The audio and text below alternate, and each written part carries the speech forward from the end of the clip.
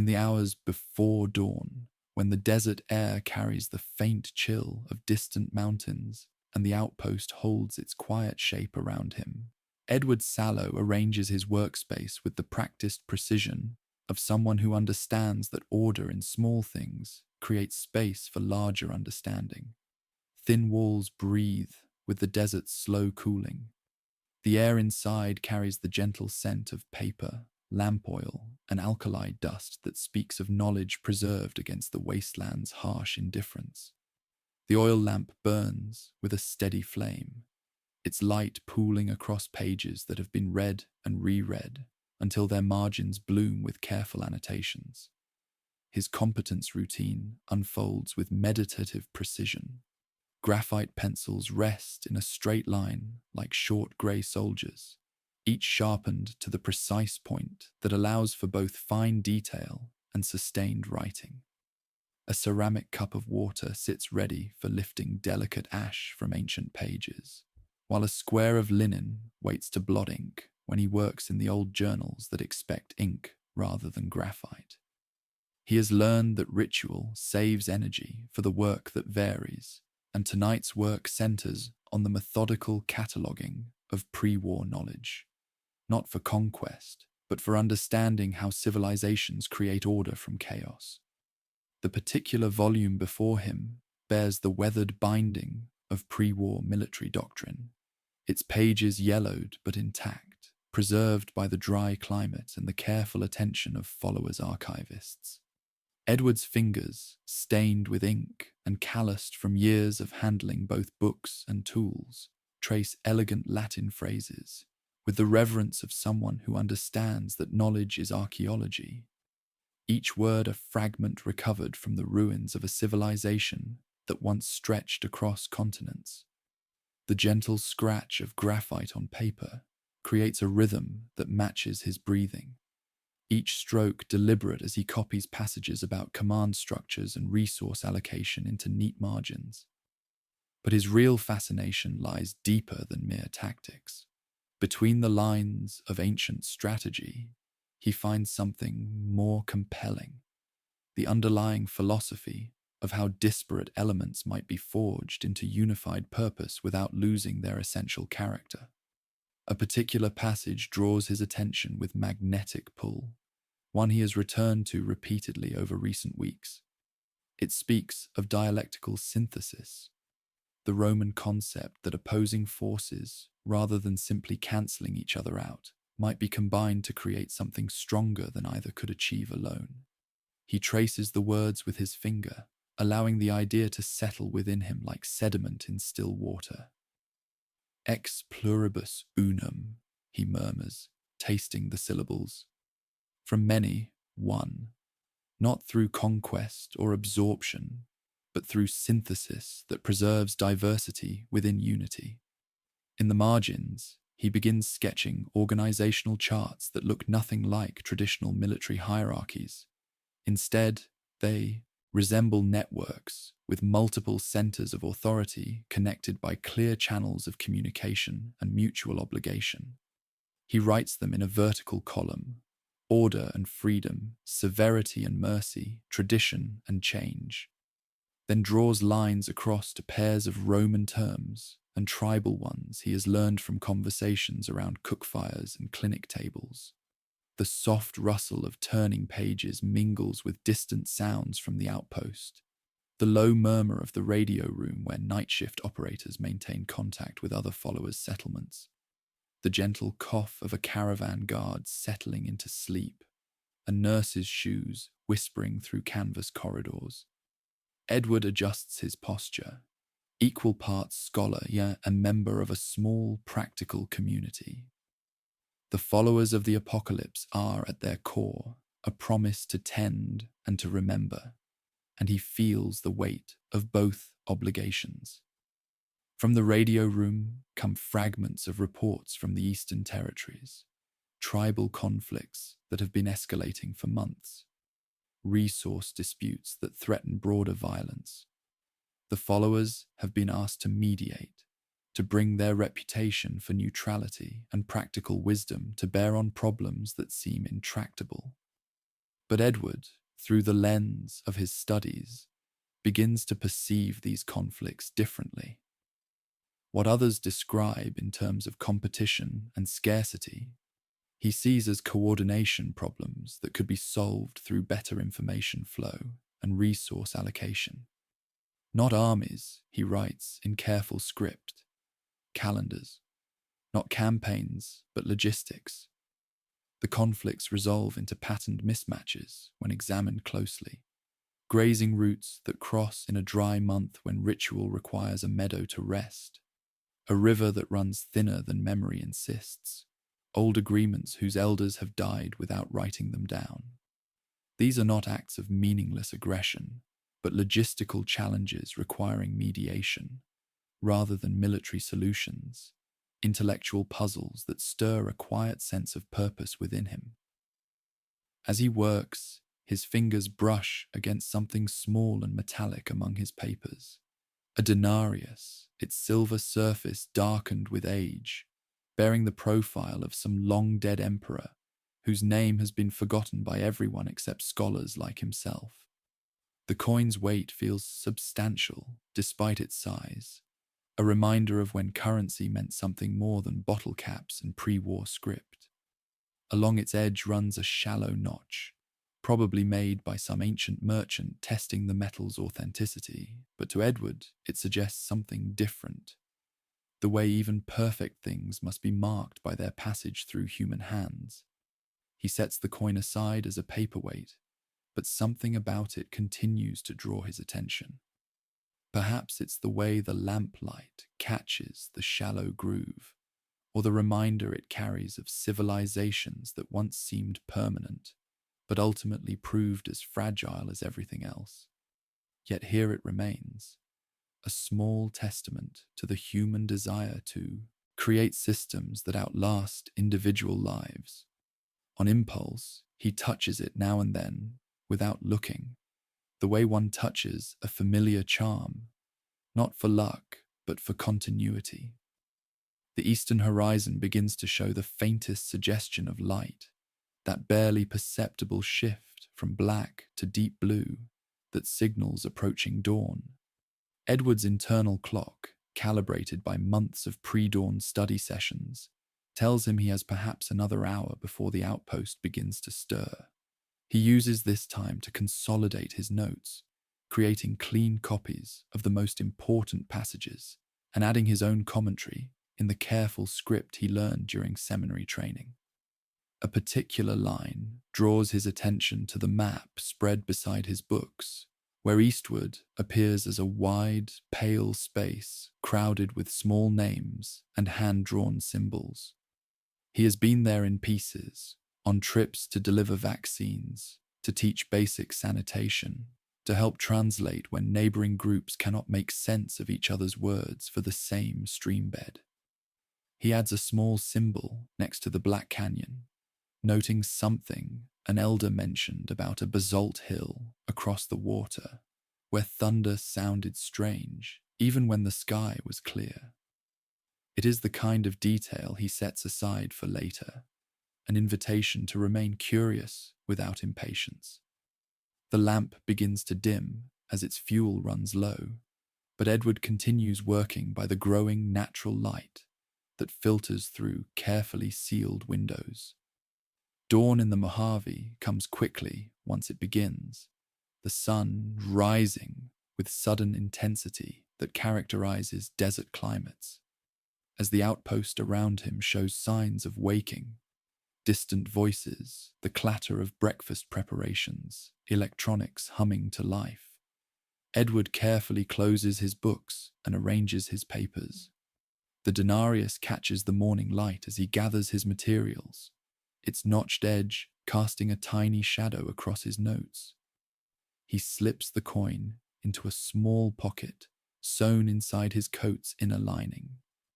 A pocket he added himself during one of the outpost's slow afternoons, when his hands wanted work and his mind needed to drift. He cannot say exactly why he takes it, but perhaps it serves as a talisman for the journey he increasingly senses lies ahead. By habit, He banks his reading fire with a small metal tool, pressing the embers down to preserve their warmth for the next evening. The final ritual complete, he stands and moves through the room, body learning again what it means to stretch, to be a person made of more than thought.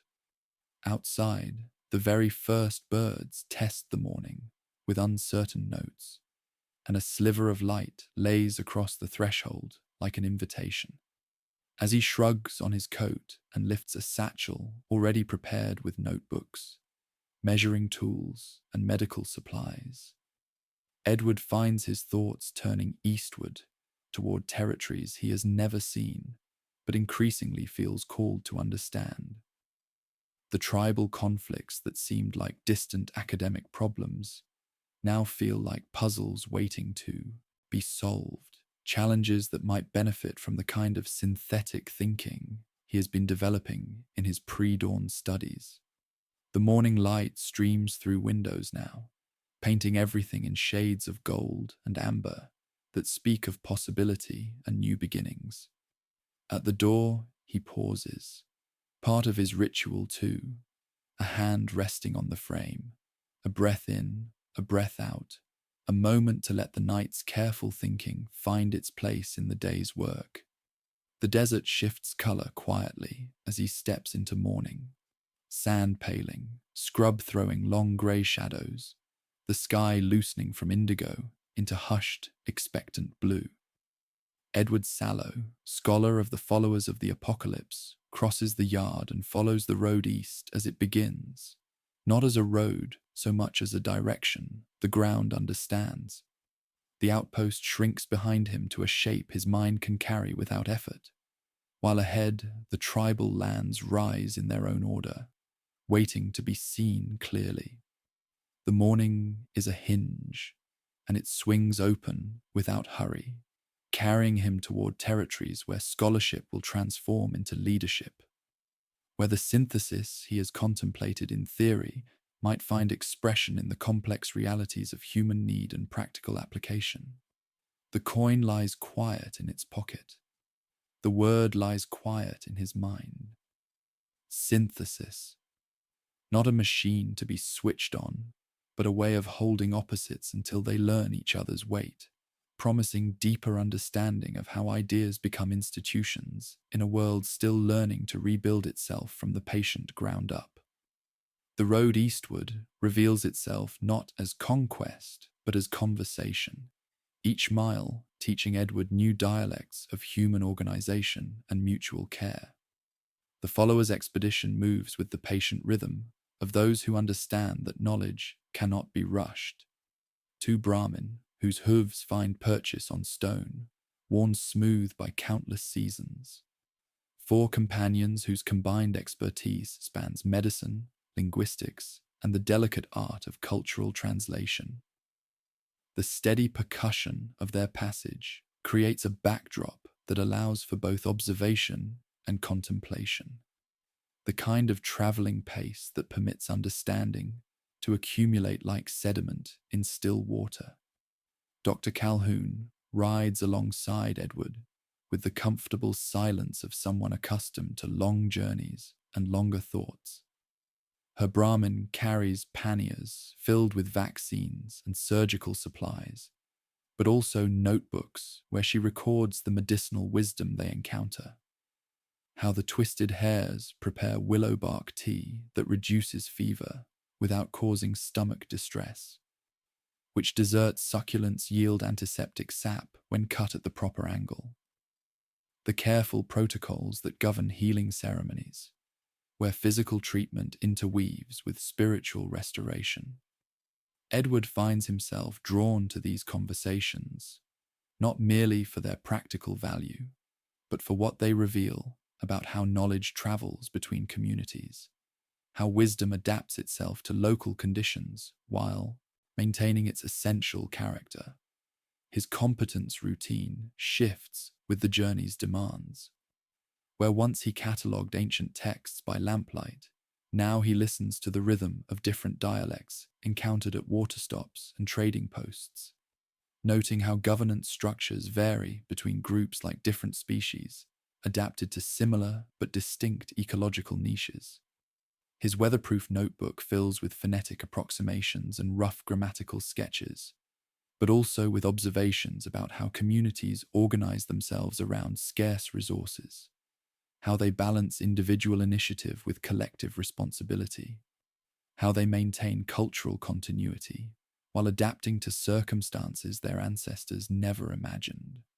The twisted hares encountered at a spring-fed oasis where date palms provide blessed shade, and the sound of running water creates its own gentle music, maintain their cohesion through elaborate kinship networks that ensure no individual ever lacks for basic necessities. Edward watches their council meetings with the fascination of someone discovering that theoretical principles have living, breathing applications. Their language reflects this structure. Multiple words for different types of agreement, subtle grammatical markers that indicate whether a speaker represents personal opinion or clan position, verb forms that encode not just what happened, but who had the authority to make it happen, and whether that authority was accepted by the community. They solve the coordination problem through redundancy, Edward murmurs to Dr. Calhoun during their evening camp, sketching network diagrams by firelight, while insects hum their ancient songs in the darkness beyond their small circle of warmth. Multiple pathways for information and resources. If one connection fails, others compensate automatically. His careful script begins to change during these sessions, incorporating symbols and diagrams that blend Roman organizational concepts with the network structures he observes in tribal governance. Where once he drew simple hierarchies, neat lines of command flowing downward, like water through channels, now he sketches complex webs of mutual obligation and rotating authority that pulse with life and adaptation. His handwriting itself shifts subtly, becoming more angular and decisive, as if the ideas he encounters require a different kind of precision than scholarly notation, a script that can carry the weight of practical application.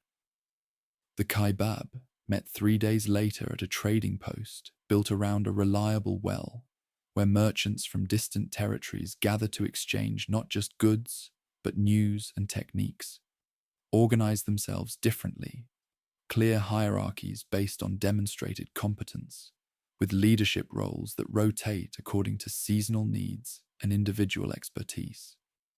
A hunt leader during migration season might defer to a water finder during drought, who might in turn follow a peacemaker when disputes arise between neighboring groups. Edward learns to hear these subtle distinctions, his ear becoming attuned to the grammatical structures that encode social relationships as precisely as any Roman legal document. The transformation becomes more apparent when they encounter their first serious coordination challenge. 2 allied tribes, the Hangdogs, and a smaller group Edward learns to call the Ridgeline people, have fallen into dispute over grazing rights in a valley where both groups have legitimate historical claims stretching back generations. The disagreement has escalated to the point where young warriors from both sides patrol the disputed territory, creating exactly the kind of tension that often explodes into broader violence that leaves communities weakened and vulnerable. Dr. Calhoun and the other followers work to establish medical services that both groups can access, creating neutral ground through practical necessity, clean water, antibiotics for infected wounds, obstetric care that transcends political boundaries. But Edward finds himself drawn to the underlying structural problem. How can 2 communities with overlapping needs coordinate their use of shared resources without either group feeling diminished or displaced? He begins by listening, sitting in on council meetings, learning the specific terms each group uses to describe their relationship with the land, understanding the seasonal cycles that govern their traditional movements. But gradually, almost imperceptibly. His role shifts from observer to participant as tribal leaders begin asking for his perspective on seemingly intractable logistical challenges. His posture changes as he speaks, shoulders straighter, gestures more precise, his entire bearing reflecting the kind of quiet authority that emerges when someone proves capable of solving problems others cannot.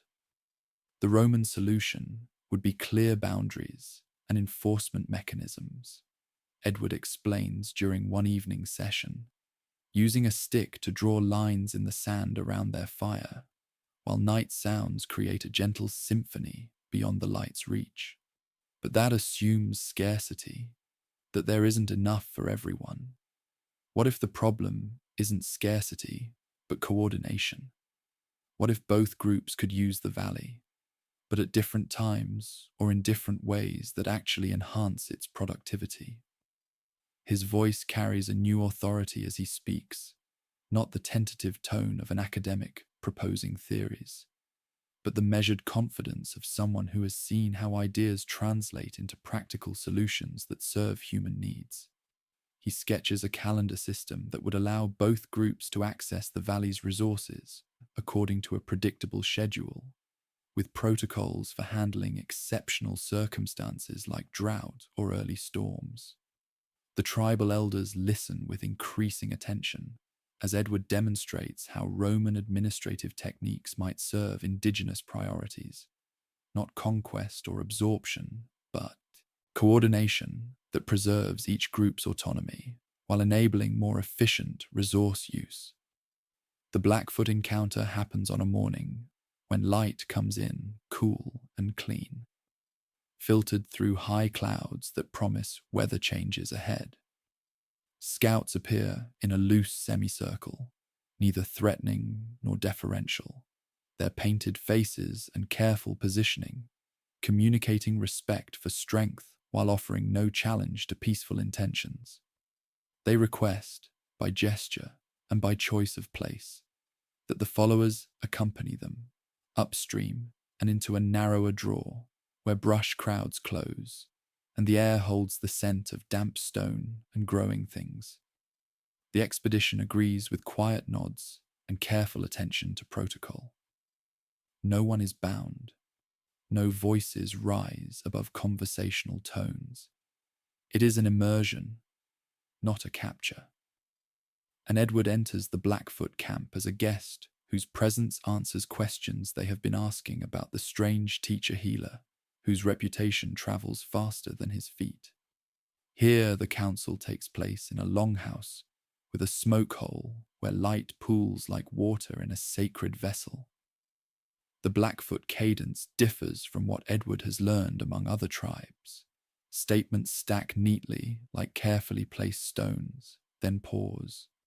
A single elder's silence holds the room for the length of 2 measured breaths before anyone responds, creating space for wisdom to settle before words disturb its surface. Edward listens his way into this rhythm with the patience he once brought to deciphering damaged texts. He chooses a place near, not at, the center of the circle, and speaks in transliterated phrases he has rehearsed while walking, letting his voice soften at the ends of sentences the way the elders do, allowing his words to find their proper weight. When asked about disputes with a neighboring camp over hunting territories and seasonal camps, he does not offer blame or demand submission to external authority.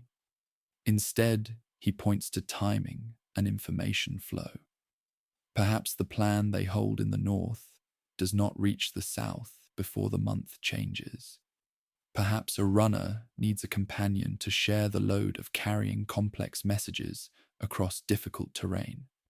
He draws a small diagram in the dust, circles linked by lines that narrow the farther they travel, a web that can be reinforced by placing strong knots at the points where news tends to thin. A misunderstanding breeds like infection in an untended wound. Someone brings him tea, or something like tea, hot, faintly bitter with desert herbs, and good to hold while thoughts find their proper shape. He sits straighter than he did a week before without quite realizing it, a posture that communicates readiness rather than rank, availability rather than authority imposed from outside. His hands move with the economy of someone aware of being read as well as heard, each gesture carrying intention that extends beyond mere illustration to become a form of communication that transcends language barriers.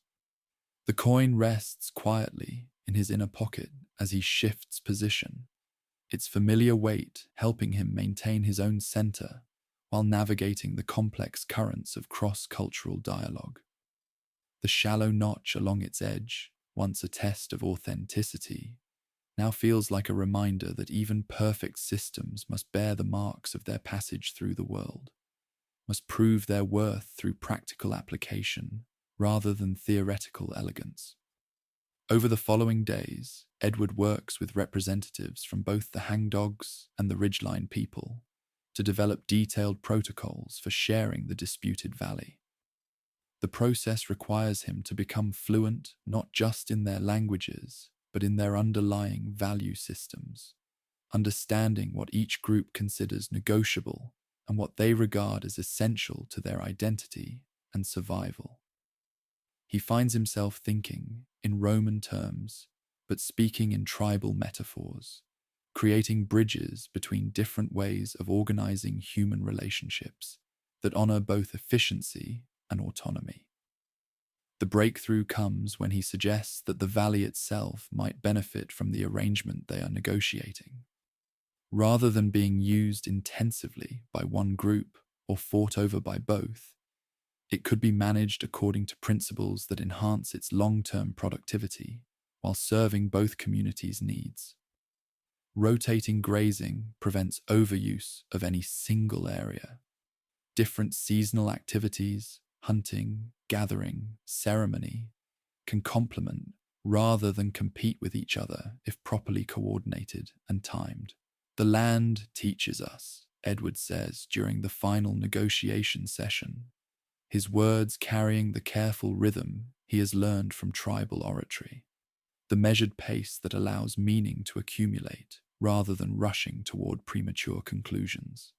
It shows us that diversity creates strength, that different elements working together produce more abundance than any single approach, no matter how perfectly executed in isolation.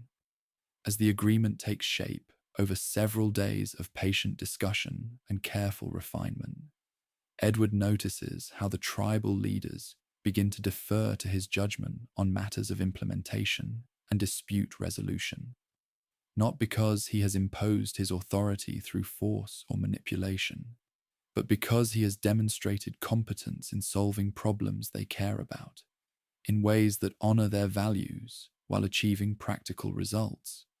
Their respect emerges organically, growing from demonstrated results rather than formal appointment or inherited status. Dr. Calhoun observes this transformation with the careful attention of someone trained to recognize significant changes in human behavior and social dynamics.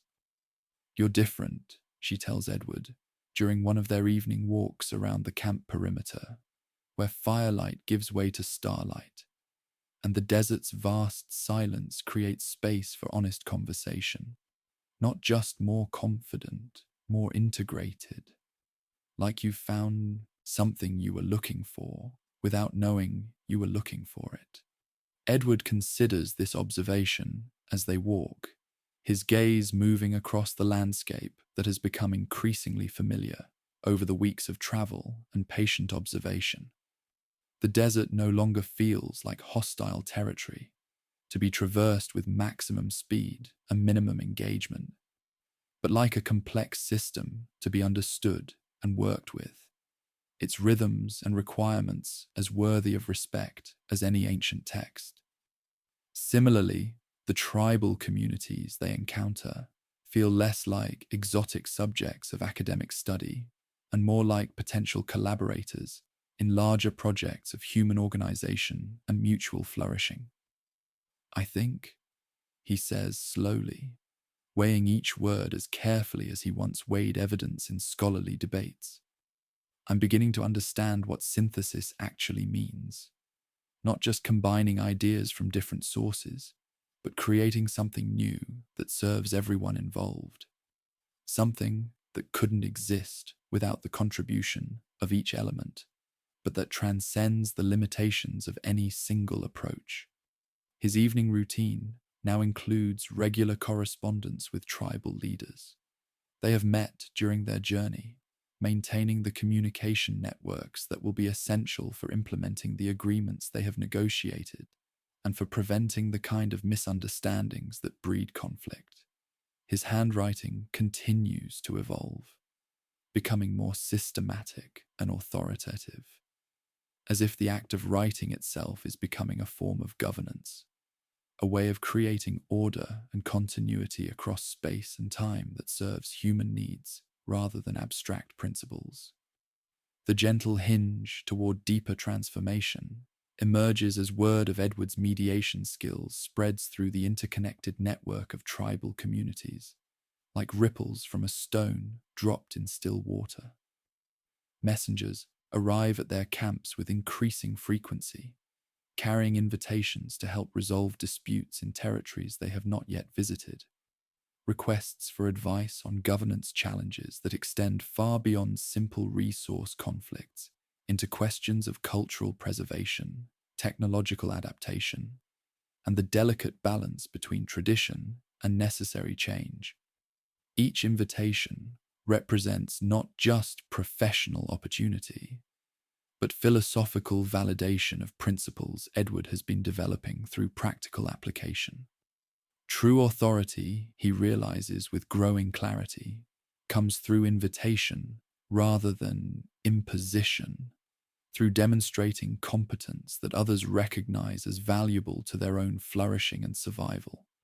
The Roman concept of imperium, he understands now, with the insight that comes from lived experience rather than textual analysis, was never truly about commanding obedience through superior force, but about creating systems that people choose to join because they work better than the alternatives, because they serve human needs more effectively than isolation or constant conflict as their expedition prepares to venture deeper into tribal territories, following paths that lead toward rumors of larger confederations and more complex political arrangements.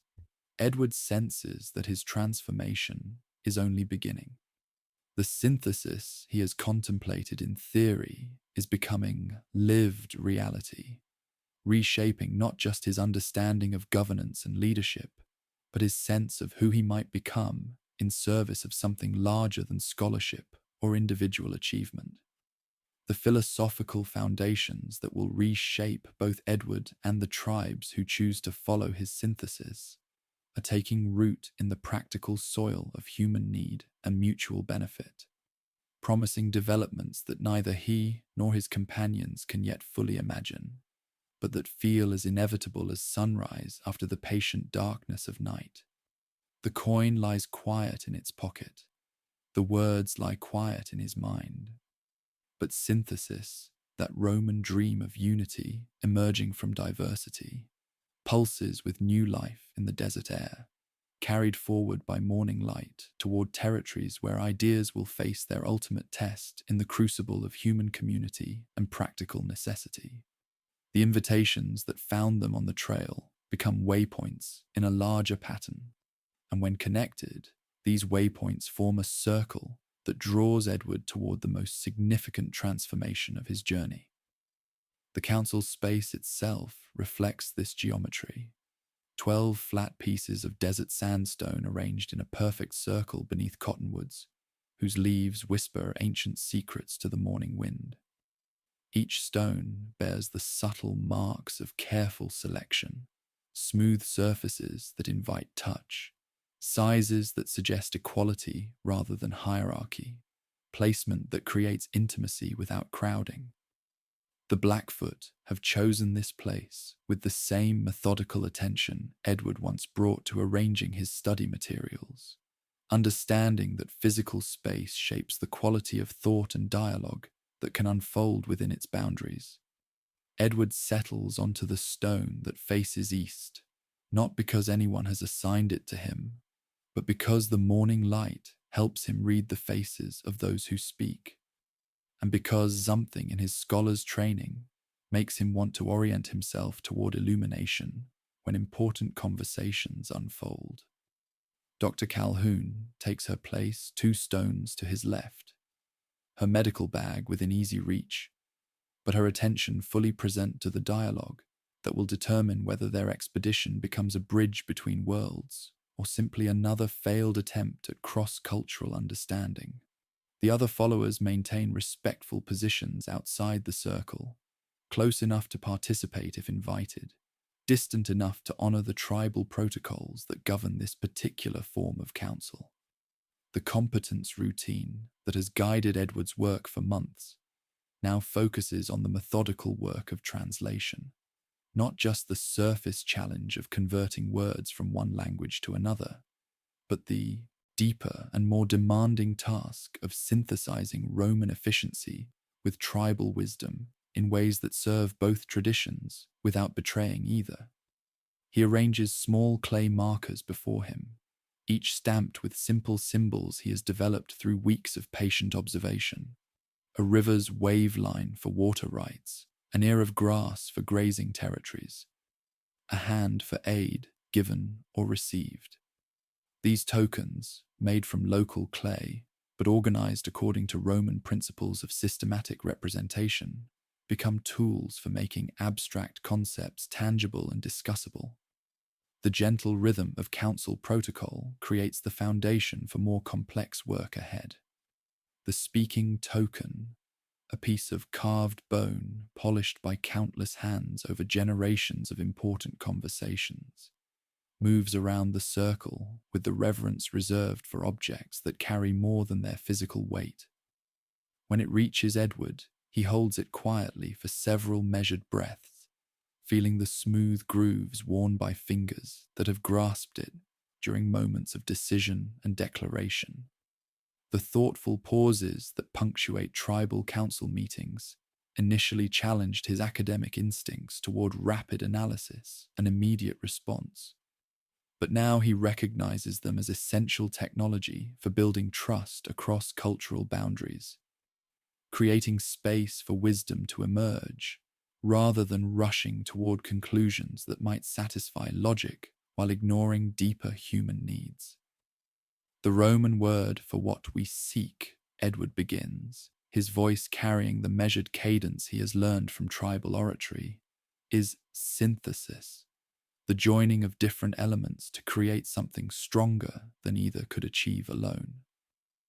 He slides the clay markers into arrangements that show how resources might flow between settlements without friction, how commitments can be recorded without writing in places where memory and witness have long served as law. The clay is local. The system is adaptable. Roman clarity meets the desert's necessary improvisation. His Roman knowledge emerges not as abstract theory, but as a practical toolkit for solving coordination challenges that affect real communities with genuine needs. When someone asks how messages will travel reliably across vast distances, he places 3 pebbles along a drawn path and explains the runner stations where messengers will rest and repeat information as promise, not just sound. He shows 2 calendars, one lunar, one seasonal, joined by notches that allow translation between different ways of measuring time and obligation. The elders watch how he moves these small representations and begin to picture people moving with the same grace. Water diverted without waste, surplus carried without burden, words kept clean as they cross long distances. The transformation becomes visible in small changes that accumulate like interest in a carefully tended account. Edward's posture shifts from the slightly forward lean of someone seeking to understand to the straighter bearing of someone prepared to be understood and followed. His voice develops new authority, not the hectoring tone of academic argument, but the measured confidence of someone who has tested ideas against practical challenges and found them worthy of implementation. His gestures become more precise and economical, each movement carrying intention that extends beyond mere illustration to become a form of communication that transcends linguistic boundaries. In the quiet hours between formal sessions, Edward reflects on the philosophical framework that guides this work. His fingers brush against the denarius in his inner pocket, its familiar weight and the shallow notch along its edge serving as reminders that even perfect systems must prove their worth through practical application, must bear the marks of their passage through the real world, where theoretical elegance matters less than demonstrated results. The dialectical thinking that will become central to his leadership philosophy emerges through practical application rather than abstract speculation. Thesis and antithesis need not destroy each other through conflict, but when held in proper tension, they generate synthesis that transcends the limitations of either position while preserving the essential truth each contains. The tribal adoption ceremony unfolds not as conquest or conversion, but as collaborative transformation that honors both traditions while creating something genuinely new. The exchange of names carries weight that Edward feels in his chest and shoulders. The shedding of old identity, not through rejection, but through expansion. The way a snake discards outgrown skin to accommodate new growth. When Grey Wolf places ceremonial tokens before him, a black stone from the river bend where two clans reconciled a winter dispute, a length of woven cord dyed with plants that only grow in the higher meadows, a small pouch of dried berries whose seeds carry stories of migration. Edward offers what he has been carrying as well. The denarius emerges from his pocket, no longer just a paperweight or scholarly curiosity, but a symbol of the synthesis he represents. Metal made for counting value becomes a marker of pledged service, a promise rather than payment. When the young student who has been learning Latin from Edward in evening lessons speaks the word she has come to love for how it feels in the mouth and how it simplifies complicated thoughts, Caesar, it is not a coronation, but a translation. An old word with a new meaning, inserted gently into a living culture. A title of service rather than domination. What follows looks on the surface like continued resolution of coordination problems, but in truth represents the establishment of structures that will outlast the specific disputes that gave them birth. Schedules for shared valleys become templates for irrigation allotments.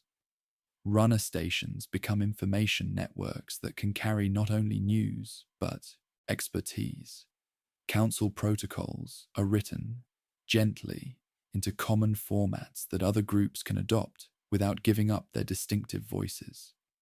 Local autonomy is not an obstacle to unity, but the source of knowledge that makes unity worth having.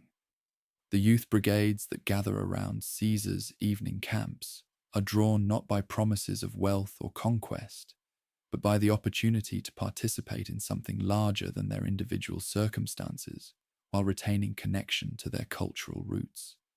These informal gatherings gradually develop structure and purpose as Caesar begins teaching Roman organizational principles through practical application to tribal challenges.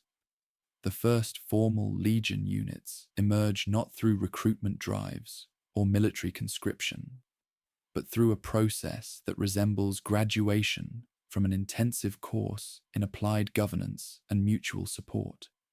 Young people who have demonstrated competence in coordinating resources, mediating disputes, and maintaining communication networks across tribal boundaries receive recognition as decurions, leaders of 10 who can be trusted to implement larger policies while adapting them to local conditions and needs. The ceremony that marks their advancement blends Roman military tradition with tribal coming-of-age rituals, creating new forms of belonging that honor both heritage and innovation. They are not recruited, they graduate. They do not swear to a man. They commit to functions that communities have agreed are necessary. Caesar watches these developments with the satisfaction of someone whose theoretical insights are proving their worth through practical application. The synthesis he envisioned during long nights of study is taking shape in human institutions that serve real needs while preserving cultural values that have sustained communities through generations of challenge and change.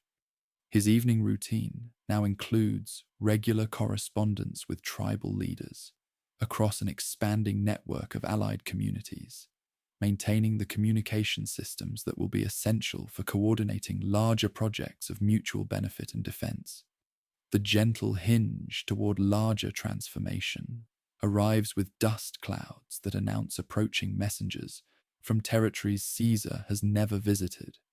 The riders who dismount at his camp carry invitations from distant tribes who have heard reports of the synthesis he has achieved, communities seeking similar solutions to their own coordination challenges, leaders who recognize that effective governance naturally attracts those who yearn for stability and purpose, without sacrificing the autonomy and cultural identity that make life worth preserving. A woman arrives from canyon systems beyond 2 days' travel, carrying beadwork patterns that encode her people's decision-making processes. She has heard of the scheduling protocols and runner stations and asks carefully how such innovations might translate to her valley, where flood pulses are the main constraint, and elders decide by humming until agreement settles like morning mist. A man from the salt flats brings news of disagreements between fishing camps with different net designs. He has come not for judgment, but for coordination methods that protect breeding seasons while keeping trade fair and sustainable. Each invitation represents validation of principles Caesar has been developing through practical application, but also new challenges that will test his ability to adapt Roman organizational concepts to different cultural contexts and environmental conditions. Trust, once earned, generates signals of its own, and messengers begin arriving who carry not disputes to resolve, but opportunities to expand. Invitations from confederations that have observed how trained young people create stability, requests for teachers who can share the curriculum that makes communities more resilient and self-sufficient. As evening deepens around the council circle, the speaking token rests in its carved bowl, its polished surface catching the last light. Young runners coil and stow their message cords with the practiced efficiency of those who understand their role in larger systems. The denarius warms against Caesar's skin, a small round reminder that names and systems endure longest when they prove useful in the hands that hold them. Somewhere upstream, water presses past stones with the low music that has measured time here far longer than any council, while the trails beyond the circle begin to carry news that solutions have weight, and weight draws travelers who long for steadier ground. The transformation from Edward Sallow, scholar of the followers of the apocalypse, into Caesar, synthesizer of Roman efficiency and tribal wisdom, feels complete not because it has ended, but because it has found its proper direction and momentum. The philosophical foundations that will reshape both his identity and the communities that choose to follow his synthesis are now firmly established in the practical soil of human need and mutual benefit, promising developments that will test everything he has learned while demanding innovations he cannot yet imagine. As morning light carries him toward territories where ideas will face their ultimate test in the crucible of human community and the patient work of building civilization from the ground up. The invitations that found Caesar among the tribal councils now crystallize into recognition that synthesis requires not just mobile mediation, but permanent foundations, places where the careful work of cultural translation can be preserved, taught, and refined across generations. The success of his coordination efforts has created its own gentle pressure toward centralization, not the rigid centralization that stifles local autonomy, but the kind that provides stable infrastructure for an expanding network of allied communities who seek guidance while maintaining their distinctive identities and governance traditions. Morning finds Caesar walking potential sites with the methodical patience he once brought to authenticating ancient manuscripts, but now applied to reading landscape as text written by geology and time. The air holds the desert's coolest breath as he tests soil compaction with a small folding spade, noting how different elevations handle seasonal runoff, how various exposures might affect the daily rhythms of a permanent settlement.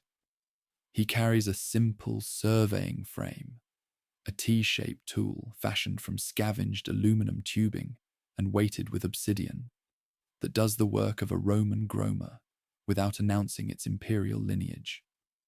The tool helps him sight true lines across terrain that will accommodate both Roman principles of urban organization and the natural flow patterns that indigenous engineering has learned to work with rather than against. Water sources demand particular attention, and Caesar tastes each spring and seasonal stream with the care of someone who understands that a capital's sustainability depends entirely on reliable hydration for both human inhabitants and the agricultural systems that will sustain them. He chews wild mint to better read mineral content, measures flow rates that will determine population capacity, traces watersheds to understand seasonal variations and potential vulnerabilities.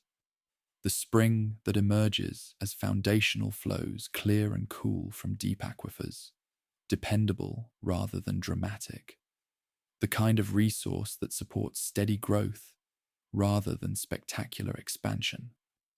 Roman principles adapt themselves to southwestern geography and materials with the flexibility Caesar has learned from tribal engineering, where classical architecture emphasized stone, quarried from distant sources and transported at enormous expense. His planning envisions structures built from local materials that honor both the landscape's gifts and existing community skills.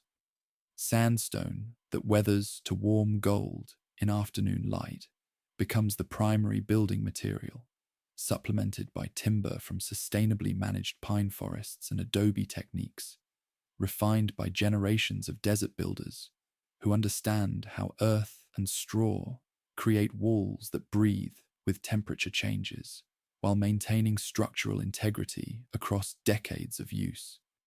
The patient satisfaction of construction work becomes visible as the first permanent structures take shape through collective effort that transforms individual labor into shared accomplishment.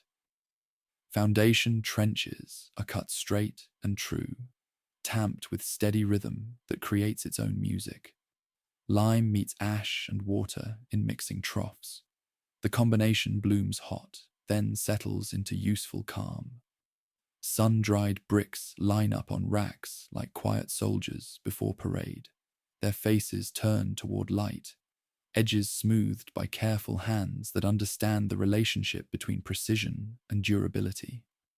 Caesar moves among work crews not to command, but to calibrate, watching how people use tools, the angle of a mason's wrist, the set of a carpenter's jaw, and adjusting processes in small, respectful ways that improve endurance while preserving craft knowledge. He listens to materials themselves, the sound brick makes when properly seated, the tension in rope that indicates optimal load distribution, the way reclaimed rebar responds to new stresses.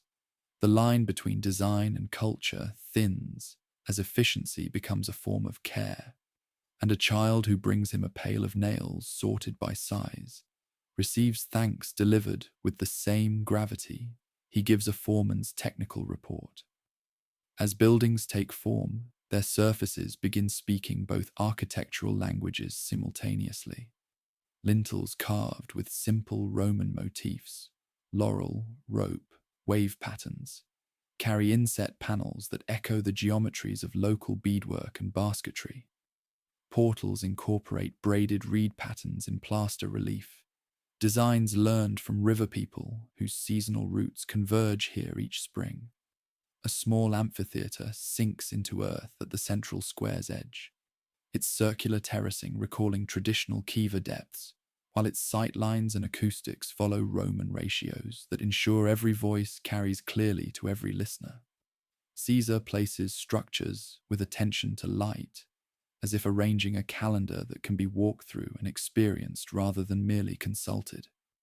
The administrative hall orients its eastern doorway to fill with sun on solstice morning, a quiet reminder that governance should look toward beginnings and measure seasons, not just immediate problems and bureaucratic procedures. Small gardens open off the main square, where solitary benches face narrow water channels, whose flow moves slowly enough to keep minds company without hurrying thought toward premature conclusions. The establishment of schools represents perhaps the most significant investment in institutional memory, and Caesar approaches teacher selection with the same methodical care he once brought to choosing texts for his personal library. The educators who accept positions come from both followers' traditions and tribal communities, whose oral histories preserve essential knowledge about sustainable living, conflict resolution, and the delicate balance between individual excellence and community welfare.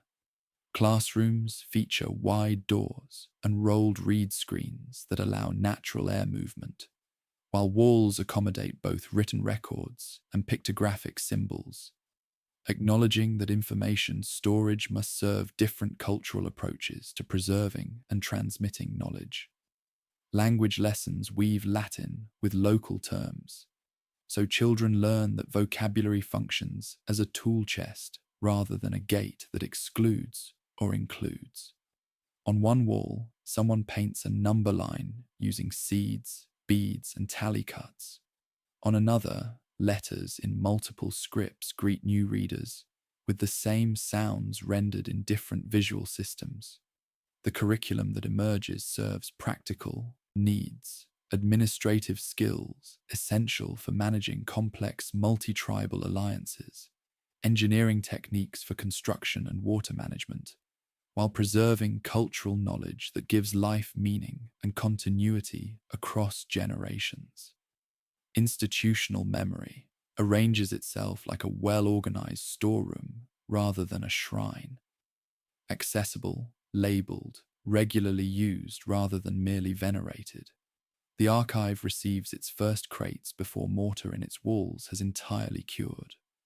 Oral histories are recorded in rooms that respect silence through thick adobe walls and layered textile hangings, while map tables use river stones to mark crossings and carved wooden keys to represent weirs and ferries, with seasonal variations indicated through movable pieces that slide according to monthly changes in water levels and crossing conditions. Caesar's attention to symbolic details reflects less ornamental preference than practical guidance for daily governance. The council house features windows set high and narrow on western walls, ensuring afternoon light arrives filtered and diffused, tempering both heat and temper when decisions require extended deliberation. A shallow channel circles the forum, creating a visible boundary that can be stepped over but cannot be ignored. A physical reminder that public words should be offered with intention rather than casual impulse. Evening brings the braziers into their role as institutional timekeepers. Set into alcoves along main streets, their hammered copper bowls hold measured supplies of charcoal and mesquite, lit at the same hour each day by pairs of keepers who move in opposite directions to meet halfway, confirm each other's counts, then finish their circuits in mirrored rhythm.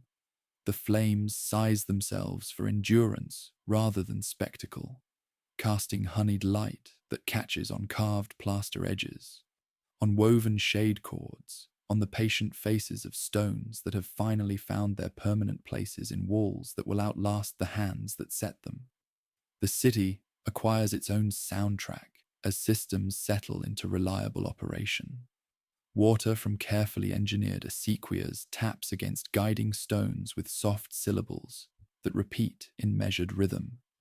Distant hammers slow, then stop as work shifts conclude. Voices lessen in volume, but deepen in timbre. Evening language of people who have worked well and earned their rest. Somewhere, a teacher recites the day's lesson, like tying knots that will not slip during sleep. Rivers, roads, rights, responsibilities. Children practice numbers in multiple tongues. A chorus of ones and unas, tens and decems. Laughter punctuating phrases when someone reverses a sound and the teacher repeats it back in playful correction. Diplomatic missions begin arriving with the measured dignity of those who understand that respect requires unhurried approach rather than urgent demand. The envoys who dismount at Flagstaff's gates carry tokens of their own governance systems in forms that continue to surprise and educate. Woven panels whose patterns map fishing rights distribution across salt lagoons. Carved spindles that encode planting sequences when wound and unwound. Clay tablets impressed with designs that appear decorative until closer examination reveals their function as calendars coordinating shared labor between settlements. These visitors come to observe how schools can hold multiple truths without confusion, how administrative offices can protect fairness without crushing cultural difference, how forums can host both collective deliberation and individual petition without either function overwhelming the other. They request copies of ledgers and diagrams, but they also ask about light, why particular doors face specific directions, why council rooms step down two shallow risers that require everyone to pause and breathe before entering important discussions. Caesar explains without boasting, understanding that effective designs become their own advertisement through demonstrated results rather than promotional rhetoric. The synthesis visible in Flagstaff's architecture and daily operations represents not his personal achievement, but a set of practices anyone can adapt to their own circumstances and needs. Each diplomatic mission that departs carries not just technical information, but lived experience of how different approaches to human organization can complement rather than compete with each other when properly coordinated and respectfully implemented. As night settles over the high desert and braziers mark time's passage through their steady burning, Caesar walks the lines he drew in dirt weeks ago, now embedded in walls and paths and daily routines that have acquired their own momentum and meaning. The denarius rests quietly in his pocket, its familiar weight and shallow notch, serving as reminders that the most enduring institutions prove their worth through sustained use rather than initial brilliance or imposed authority. Questions deepen rather than diminish as the city grows into its intended functions. How much centralization strengthens coordination without creating rigidity? How to maintain institutional adaptability without allowing essential structures to dissolve under pressure? How to teach successive generations in ways that preserve competence without creating brittle orthodoxy that cannot respond to changing circumstances? The answers, Caesar understands, will emerge through procedures rather than doctrines, posted on walls as practical checklists, retold in stories that end with someone explaining, "This is how we do it here, because it works for everyone involved." The transformation from temporary encampment to permanent capital reflects deeper changes in Caesar's understanding of leadership and institutional development.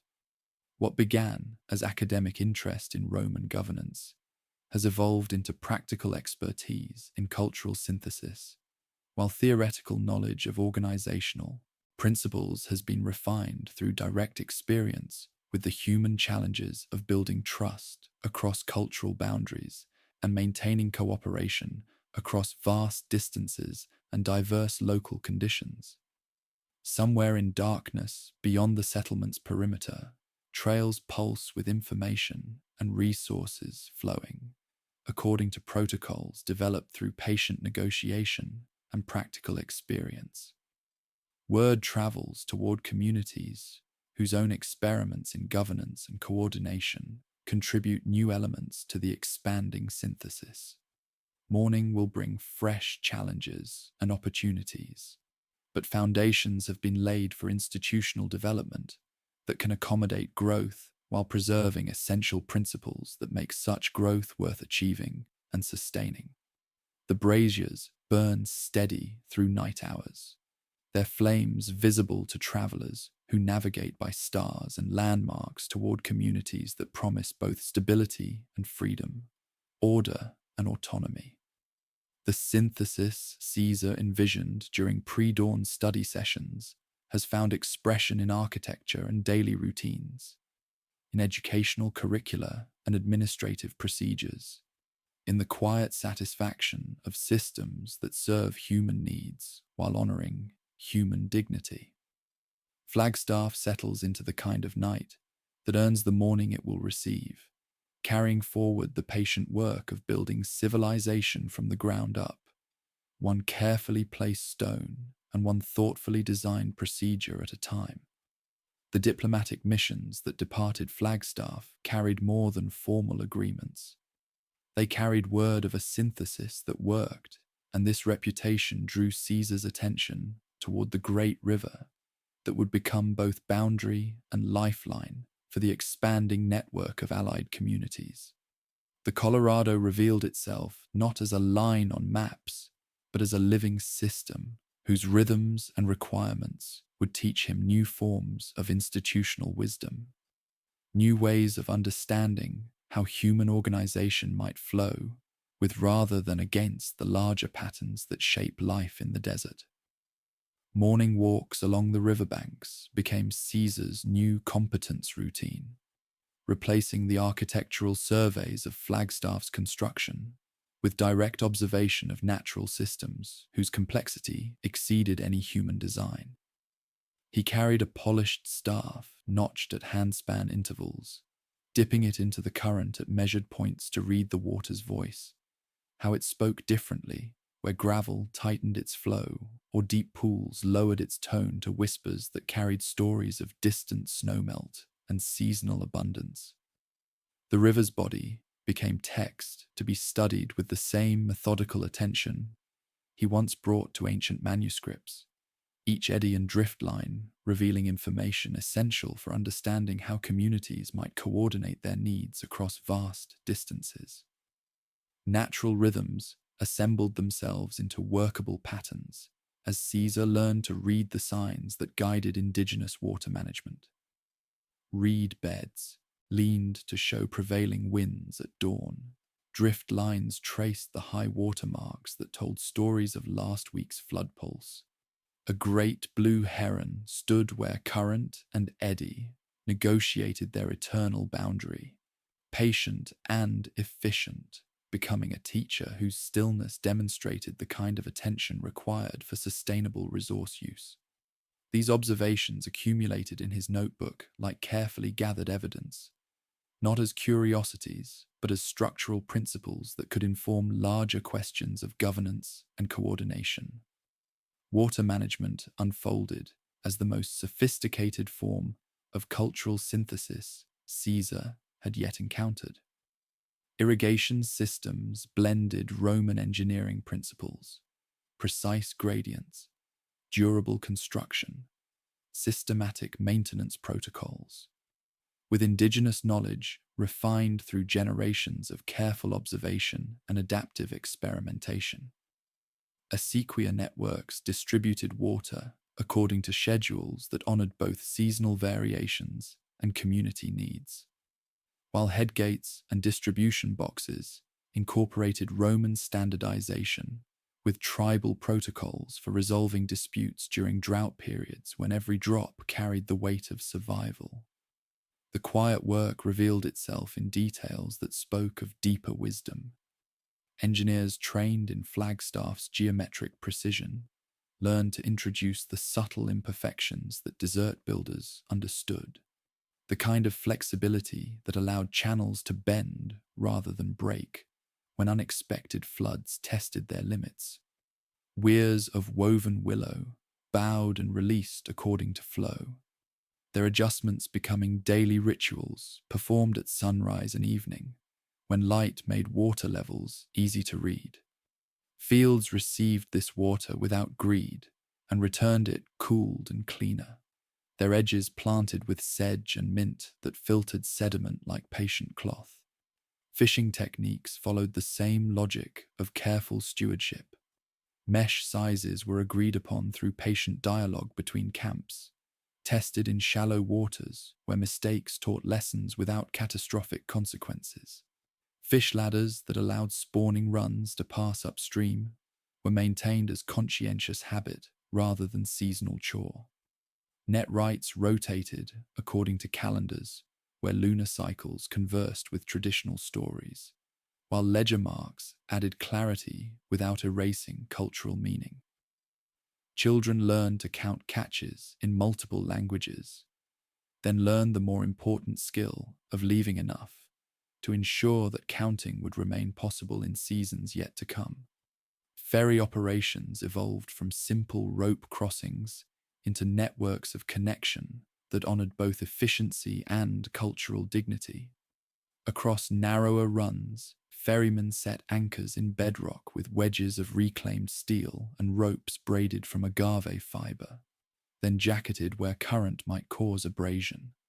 Small flags cut from the same dyes used in school curtains lifted and fell from poles, green for clear passage, yellow for high flow, red for waiting until the river sighed back to safer breath. A bell cast in local forges sounded its low note at first light, its tone becoming part of morning itself for settlements on both banks. The protocols that governed these crossings became studies in practical diplomacy. Some communities approached the river as elder, scattering herbs into its surface before crossing and whispering names of ancestors who had made similar journeys. Others stepped aboard with boots carefully cleaned, an old caravan habit that prevented dust from fouling deck planks and now read as respect for shared space. The administrative framework that accommodated both traditions used small clay discs stamped with ferry marks on one side and travelers' home symbols on the other, returned when journeys ended to maintain clear records without hurrying anyone's ritual observances. Legion expansion followed this same river logic, spreading not as conquest but as connected networks of harbors, irrigation clusters, and ferry points that stitched distances while respecting terrain. Communities requested affiliation because they recognized practical advantages in coordinating activities with neighbors who had demonstrated competence in solving common problems.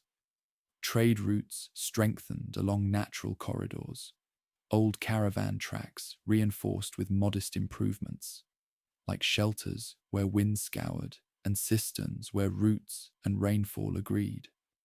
Way stations appeared at intervals a traveler's body recognized, their roofs designed to catch dew and their keepers maintaining records with hands steady from counting both seeds and stories.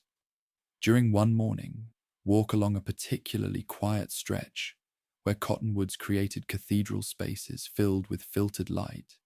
Caesar paused near the eastern bank, where dark basalt formations rose like ancient fortifications above the river's flow.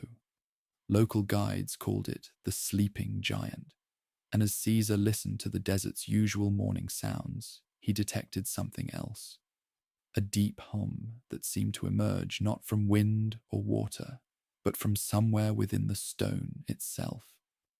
The frequency lay just below normal hearing, felt more than heard, creating subtle vibrations that suggested vast machinery sleeping beneath layers of volcanic rock.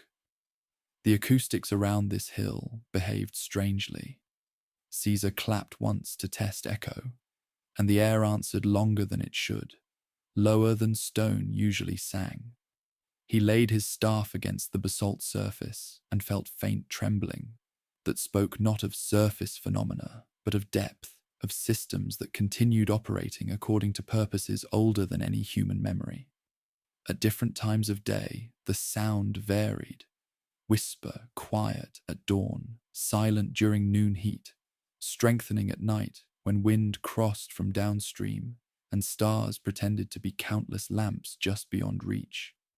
He marked the place on his map with a small circle and made careful notes about how the sound felt against bone and breath. If machines slept beneath the hill, they belonged to stories older than his organization, older than the synthesis he had achieved through patient negotiation. Such discoveries would require different kinds of invitation, approaches that honored both curiosity and caution. The mystery settled into his thinking, not as urgent puzzle, but as patient possibility, something to be understood through sustained attention, rather than immediate investigation. River crossing protocols at this location required particular sensitivity, as different tribal traditions brought distinct approaches to places that carried spiritual significance alongside practical importance. Some groups regarded the sleeping giant as sacred space, requiring ceremonial preparation before approach. Others viewed it as useful landmark, needing no special ritual acknowledgement. Caesar developed procedures that honored both perspectives, while maintaining operational efficiency necessary for managing increasing volumes of trade and communication across the river corridor. Evening rituals in his personal routine expanded to include reports from river settlements, creating information networks that connected his growing organization to daily realities of communities whose cooperation determined whether policies translated into results that served human needs. Messengers arrived with detailed accounts of water levels, crop conditions, trade volumes, and subtle signs indicating whether inter-community relationships remained stable or required attention from mediators trained in cross-cultural understanding. These reports revealed patterns extending beyond immediate administrative concerns into questions about deeper foundations necessary for sustaining institutional development across vast territories, that geography and cultural relationships were drawing into the legion's expanding influence.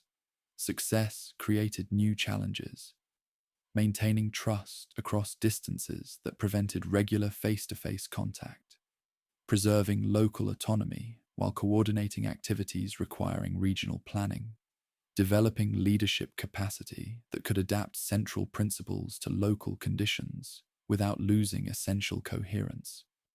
As Caesar reviewed intelligence from settlements scattered across hundreds of miles of river corridor, he began sensing that his growing organization needed more than administrative centers and communication networks.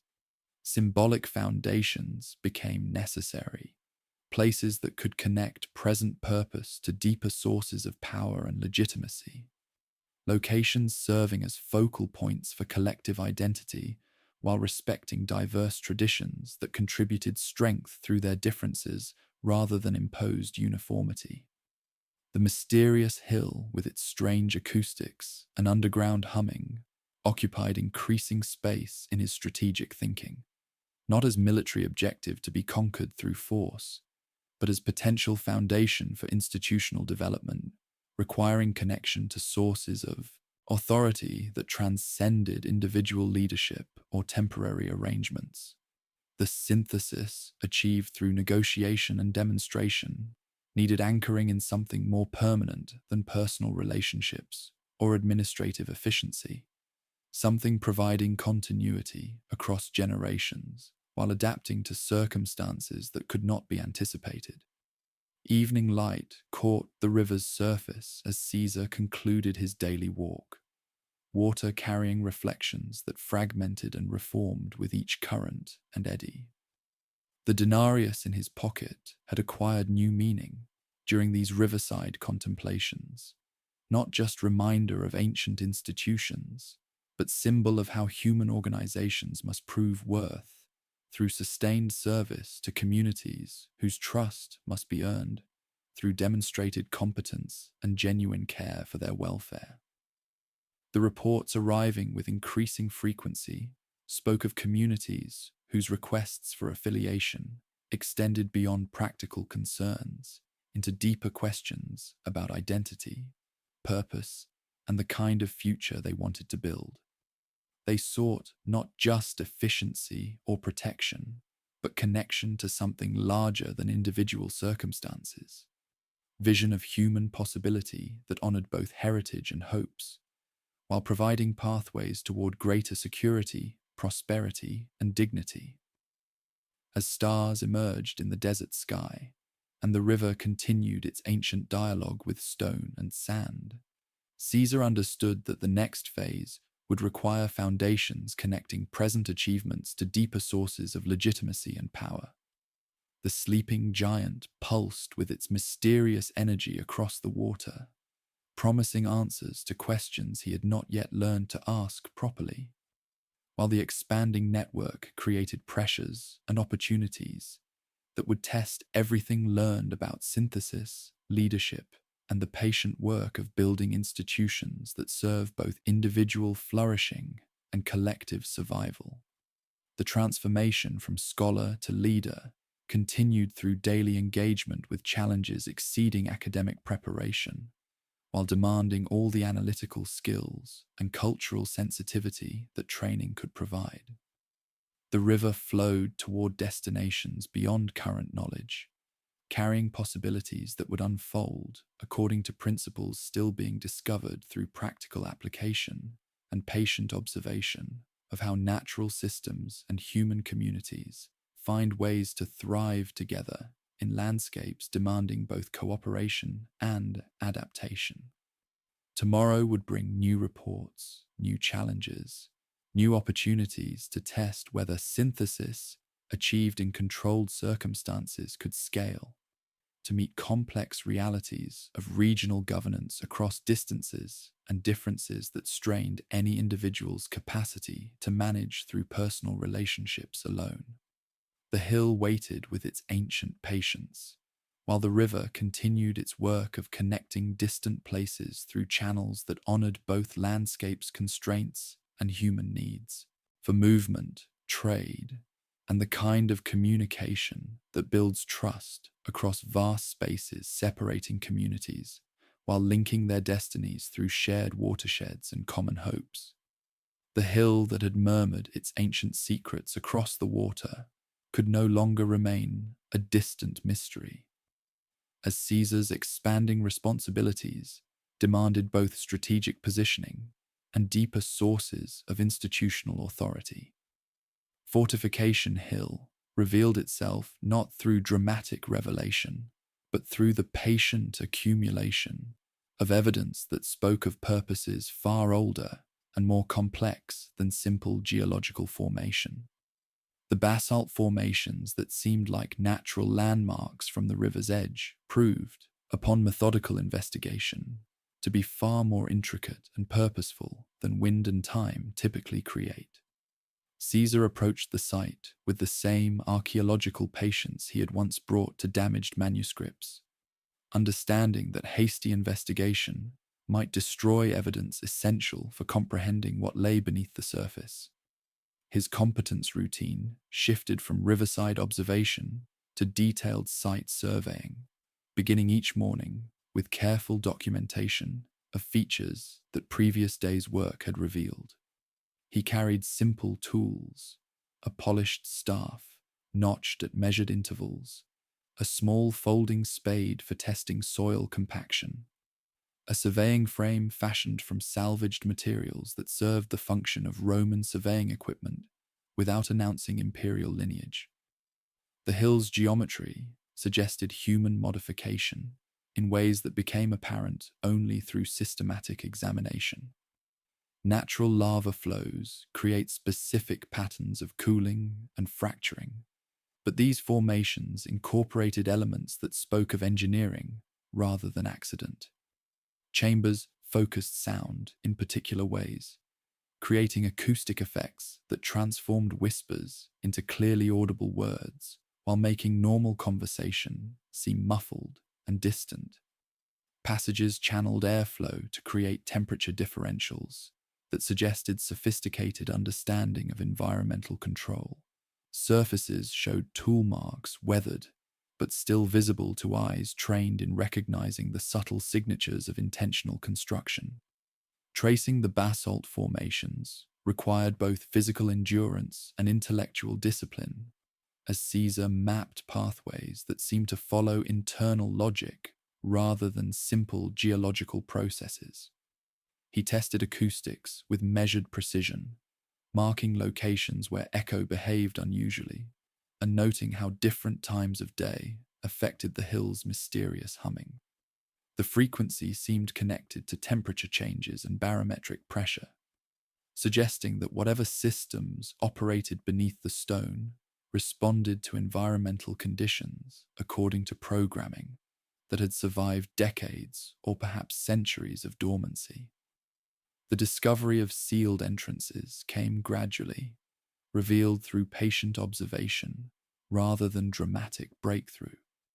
What initially appeared to be natural fissures in the basalt proved, upon closer examination, to be carefully concealed doorways whose mechanisms had been designed to resist casual discovery while remaining accessible to those who understood proper procedures for activation. A cord grid went up in simple order. Pegs tapped into cracks where they would do no harm. Lines stretched true by counting heartbeats as tension settled. His scribe marked coordinates with steady hands, while an engineer mapped gradients using water levels and copper floats that revealed how slopes would handle seasonal water flow. The first sealed entrance presented itself at midday, when shadows fell short and honest. It did not declare itself with obvious hardware, but appeared as rock that was too perfect, a plane too true for basalt's usual fracture patterns. Brushing dust from edges revealed seams finer than knife lines, running in arcs that made mechanical sense if one imagined doors built to endure pressure and time. Metal lay behind stone veneer, detectable in the way light taps broke from dull to tight for just a breath, as if the hill answered in two voices layered one over the other. Archaeological patience became essential as Caesar documented subtle signs pointing toward vast installations beneath the stone. Ventilation shafts disguised as natural rock formations allowed air circulation that suggested extensive underground spaces. At 3 locations, the air gave the faintest cooler draft, detectable only by holding a feather and waiting long enough to see its patience rewarded by movement. Drainage channels carved into bedrock indicated water management systems designed to handle volumes far exceeding what surface structures would require. Most significantly, electromagnetic readings taken with salvaged pre-war instruments revealed power signatures that pulsed with mechanical regularity, indicating active systems maintaining themselves according to protocols that had outlasted their original creators. Caesar placed his palm against false rock and felt, beneath the day's heat, the same quiet hum he had sensed across the river. It wasn't sound so much as an impression, an orderliness that vibrated against bone, a steadiness without source that spoke of machinery sleeping beneath layers of volcanic stone.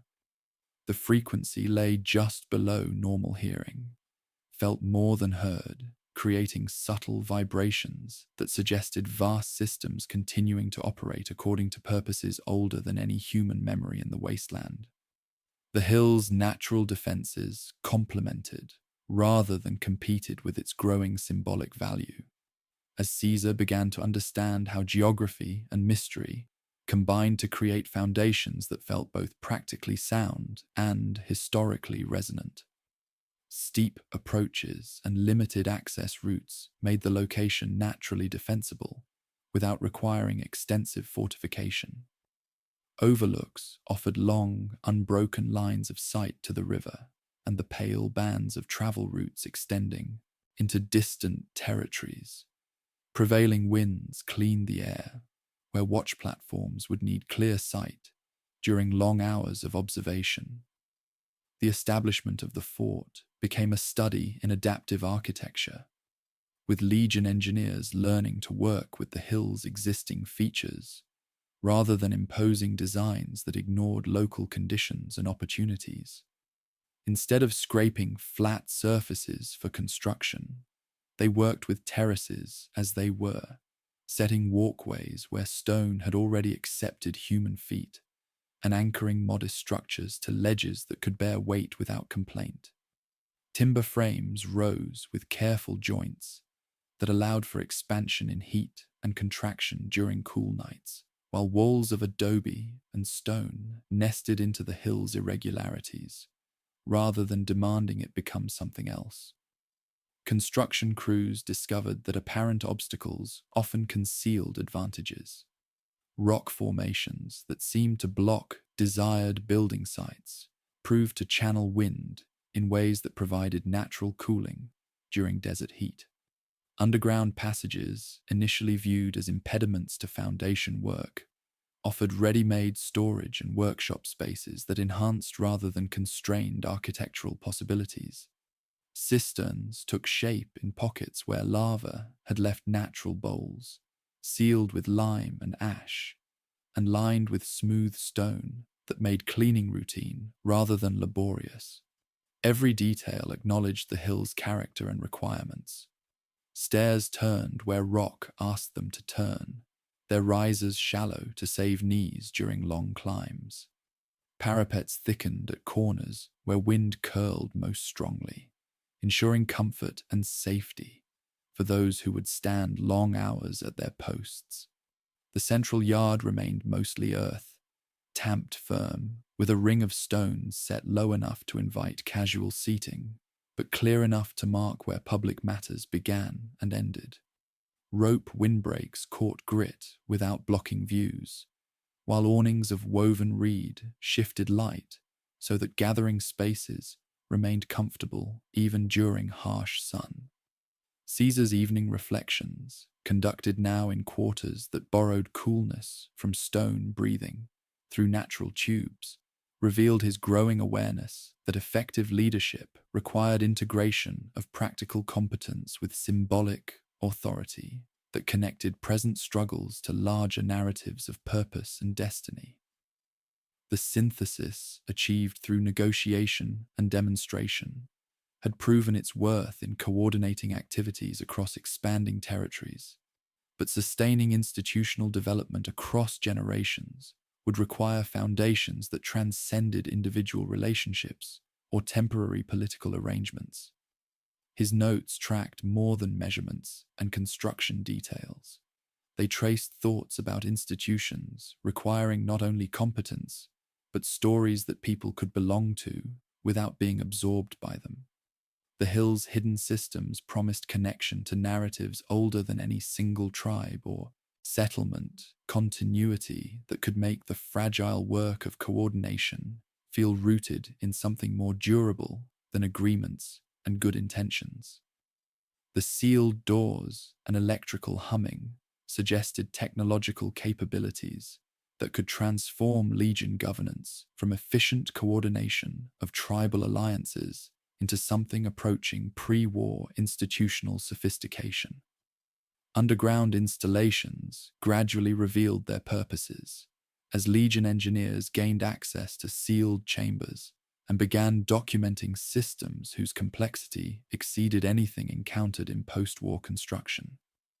Power generation equipment maintained itself according to automated protocols, while environmental controls regulated temperature and humidity with precision that created ideal conditions for preserving both technological equipment and written records. Communication systems linked the hill to network nodes, whose locations corresponded to strategic points across the river corridor, suggesting that whoever built these installations understood regional geography with accuracy that implied long-term observation and comprehensive planning. The bunker's significance emerged through accumulated evidence rather than single dramatic discovery. Behind sealed doors lay archives containing technical documentation and historical records that filled gaps in post-war knowledge, while providing insights into pre-war organizational methods and technological capabilities. Computer systems maintained databases that could enhance Legion administrative efficiency, while communication networks offered secure channels for coordinating activities across vast distances without risk of interception by hostile forces. Evening rituals expanded to include regular briefings from engineering teams whose investigations revealed new capabilities on a daily basis. The Hill's underground installations offered not just shelter and storage, but technological advantages that could transform Legion operations from coordinated tribal alliances into something resembling pre-war institutional capacity. Power generation exceeded current requirements by substantial margins, while manufacturing facilities could produce equipment and materials necessary for expanding infrastructure across territories, whose affiliation created new opportunities and responsibilities. The gentle hinge toward new challenges emerged through intelligence reports that arrived with increasing frequency and urgency, carried by messengers whose dust-covered clothing and exhausted mounts spoke of hard travel across hostile territory. NCR, expansion westward, had accelerated beyond previous estimates, with advanced scouts probing territories that bordered Legion influence, while diplomatic missions sought alliances with communities whose cooperation the Legion had cultivated through patient demonstration of competence and genuine concern for local welfare. These reports suggested that the Legion's period of peaceful growth through voluntary affiliation might soon face external challenges that would test both practical capabilities, developed through synthesis of Roman efficiency, with tribal wisdom and philosophical foundations that distinguished Legion governance from simple military conquest or bureaucratic administration. The NCR represented a different approach to post-war institutional development, one that emphasized territorial expansion and democratic procedures over cultural synthesis and adaptive governance, creating potential for conflict that would require all the strategic and diplomatic skills Caesar had developed. Survey stakes had appeared along old highways farther west, while bare standard flags marked official positions where young NCR administrators measured distances with chains and recorded numbers with systematic confidence. Teams of engineers assessed infrastructure with their own forms of competence, speaking of stability and power distribution to cities where electric lights might return according to pre-war patterns of centralized authority and resource extraction. The technological capabilities revealed through investigation of Fortification Hill's installations offered advantages that could prove decisive in confrontations with forces lacking similar resources. But Caesar understood that true security depended on maintaining legitimacy with communities whose voluntary cooperation provided foundation for Legion's strength. Military superiority without cultural authority would create brittle dominance that collapsed when tested by sustained pressure, while technological advantages without philosophical coherence would fail to inspire loyalty necessary for long-term institutional survival. As stars emerged over the desert and the hill's mysterious humming continued its ancient rhythm, Caesar reviewed maps showing NCR positions advancing along routes that would eventually challenge Legion influence in territories whose affiliation had been achieved through patient negotiation rather than military conquest. The synthesis that had proven successful in coordinating diverse communities around shared practical needs would now face testing by external forces, whose different approach to governance created fundamental incompatibilities that might not be resolvable through diplomatic means alone.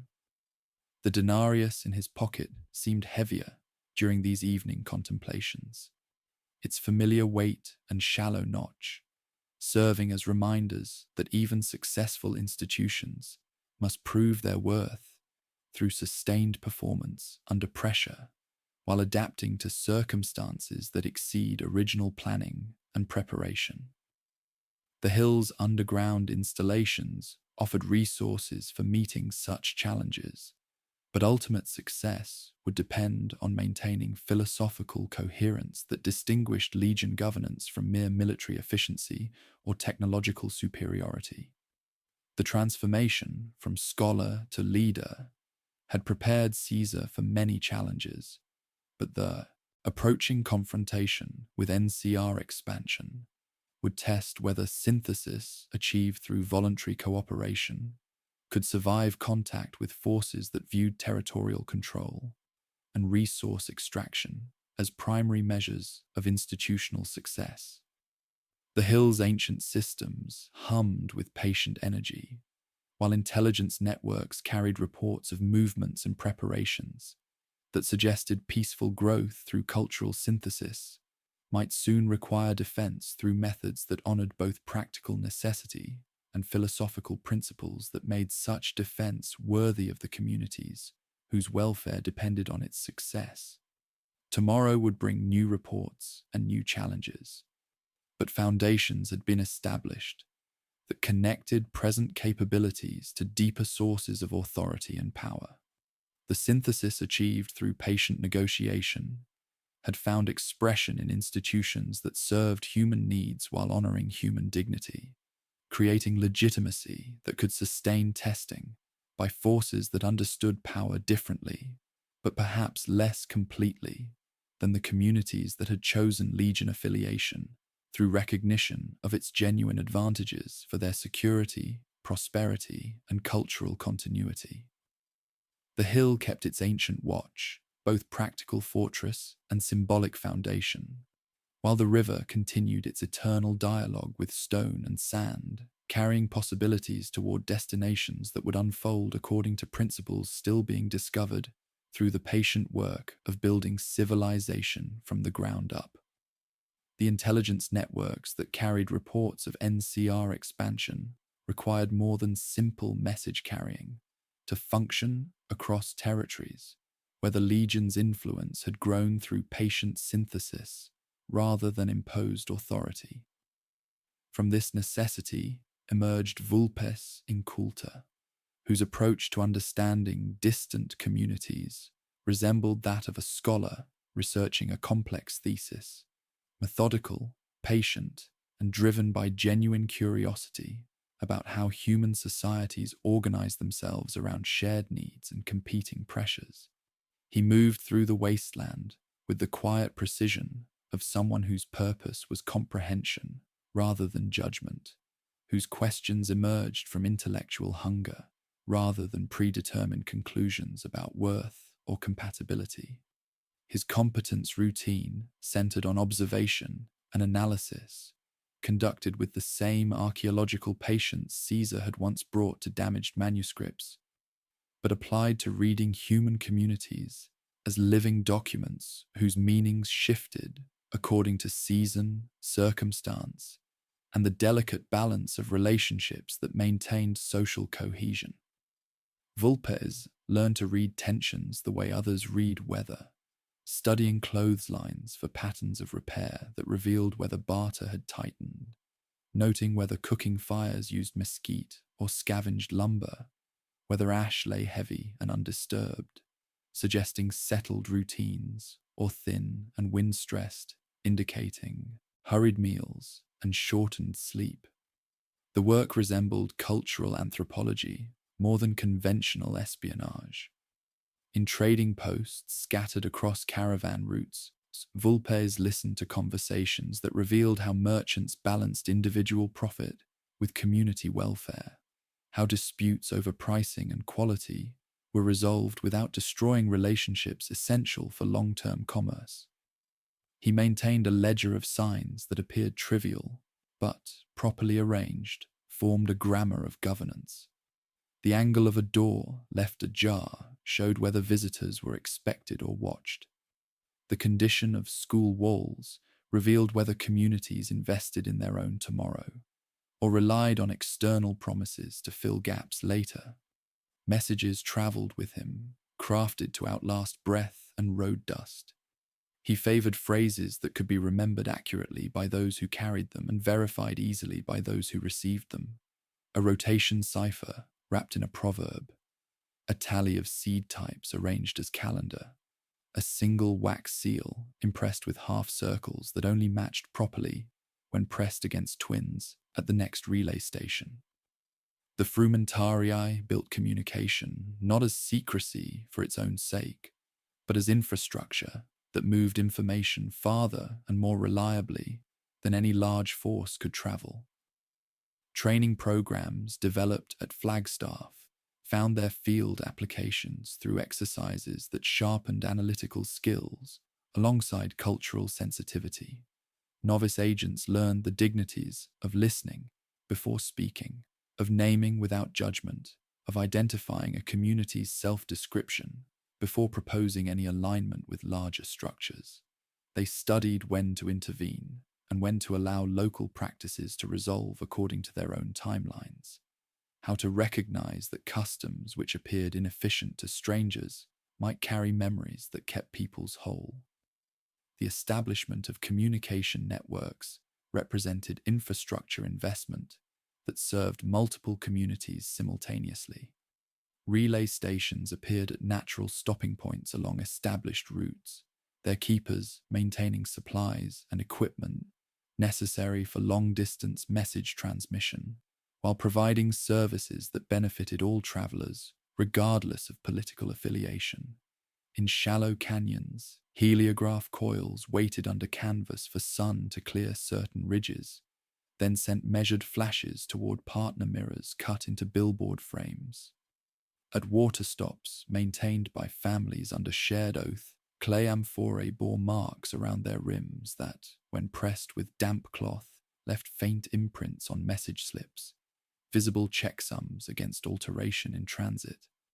The road carried vulpes to Nipton under high sky and light wind, arriving after the event itself by design rather than chance, because the message there was meant to be read slowly through Aftermath's careful arrangement. He walked as one would through a deliberate tableau, noticing spacing, boundaries, axes along which attention was guided. The lesson, embedded in empty streets, communicated consequences that communities needed to understand if they chose to operate in territories where Legion principles had been accepted by local populations. What had transpired became clear through accumulated evidence rather than dramatic revelation. A settlement that had chosen to profit from activities destabilizing neighboring communities now served as education about boundaries and accountability. Reports arriving through Vulpes's networks began including references to territories farther west, where different approaches to post-war civilization created different kinds of challenges. The Strip appeared in coded intelligence as a place where elaborate theatrical productions had achieved such sophistication that audiences sometimes forgot they were watching performances rather than reality. Actors had learned roles so thoroughly that boundaries between character and person had blurred, creating questions about authenticity that extended beyond entertainment into fundamental issues of identity and purpose. These coded notes described productions where actors forget their roles, not from lack of talent, but because living always within a story required practice, and sometimes masks turned heavy and slipped. A chairman whose smile repeated fractions too quickly when odds ran cold. A diner where old manners reappeared, curated and strict, Yet hands that set plates trembled when names from before the performance found their way into present conversations. The city worked clearly, yet it worked by maintaining performances so precise they raised questions about governance when authority took place on stages lit to flatter. Evening shaped itself into rituals of encoding and transmission that felt less like intrigue than like tending gardens, whose furrows were distances and whose seeds were words. Under lamplight, Vulpes performed rotations that made plain language step sideways, never more than needed, always reversible by those trained to hear turns in proverbs or odd emphasis in verse lines. 2 copies went out by different routes. A third stayed in secured cache for auditors who would later test the network's health by tracing echoes backward. The rhythm of this work settled into wider cadences of braziers lit in Flagstaff, of watchmen pacing Fortification Hill's terraces, of ferries across the Colorado measuring current by hand and habit. Intelligence accumulated painted increasingly complex pictures of regional politics approaching critical decisions. The synthesis achieved through patient negotiation and demonstrated competence had created foundations supporting more ambitious projects of institutional development. But ultimate success would depend on maintaining philosophical coherence while adapting to challenges exceeding original planning. New Vegas represented the most sophisticated test of principles, proven successful in coordinating diverse tribal communities around shared practical needs. A city built on carefully maintained illusions, where questions of governance and authenticity would face their most complex examination. As night settled over relay stations transmitting coded messages across vast distances, information networks connecting Legion territories pulsed with intelligence revealing how different visions of post-war institutional development were positioning themselves for convergence. The approaching test would require all the cultural sensitivity, strategic wisdom, and practical competence developed through years of patient work, building trust across communities whose voluntary cooperation provided foundation for Legion's strength. Somewhere beyond desert darkness, trails carried news that solutions had weight, and weight drew travelers seeking steadier ground. The strip waited like a complex text requiring careful interpretation, a study in maintained illusion and genuine need, where synthesis achieved through voluntary cooperation would face testing by forces that understood power differently, but perhaps less completely, than communities that had chosen Legion affiliation through recognition of its genuine advantages for their security, prosperity, and cultural continuity. The patient work of building civilization from the ground up had prepared foundations. Now those foundations would prove their worth through sustained performance under pressure that would test everything learned about the delicate balance between individual freedom and collective welfare, between local autonomy and regional coordination, between authentic community and necessary performance in a world still learning to distinguish between survival and flourishing. The intelligence networks that carried Vulpes and Coulter's coded reports through relay stations and hidden caches found their counterpoint in systems designed for transparency rather than concealment. The Mojave Express, which moved through the wasteland with clockwork precision, that spoke of reliable service connecting scattered communities across distances that geography and circumstance had made challenging to bridge, where Frumentari gathered information through careful observation and cultural analysis. The Express carried the threads that connected scattered communities across the desert, creating infrastructure that served transparency and mutual awareness rather than strategic advantage alone. The courier routes represented a different kind of synthesis, one that wove individual competence into collective welfare through daily demonstration of trustworthiness and practical problem-solving. A particular courier's routine unfolded through the kind of careful observation that revealed how personal excellence could serve broader purposes without fanfare or dramatic gesture. Route planning began in the cool before dawn, spread across a table that held a chipped mug, a folded map, and a ledger ruled by steady hands. Efficiency sat beside safety in these calculations, water stops counted by experience rather than hope, detours chosen with attention to stories the land and its people were telling that week, cash points maintained not just for personal survival, but for any traveler facing unexpected difficulties. The work required relationship building that transformed strangers into reliable contacts through patient demonstration of competence and genuine concern for community welfare.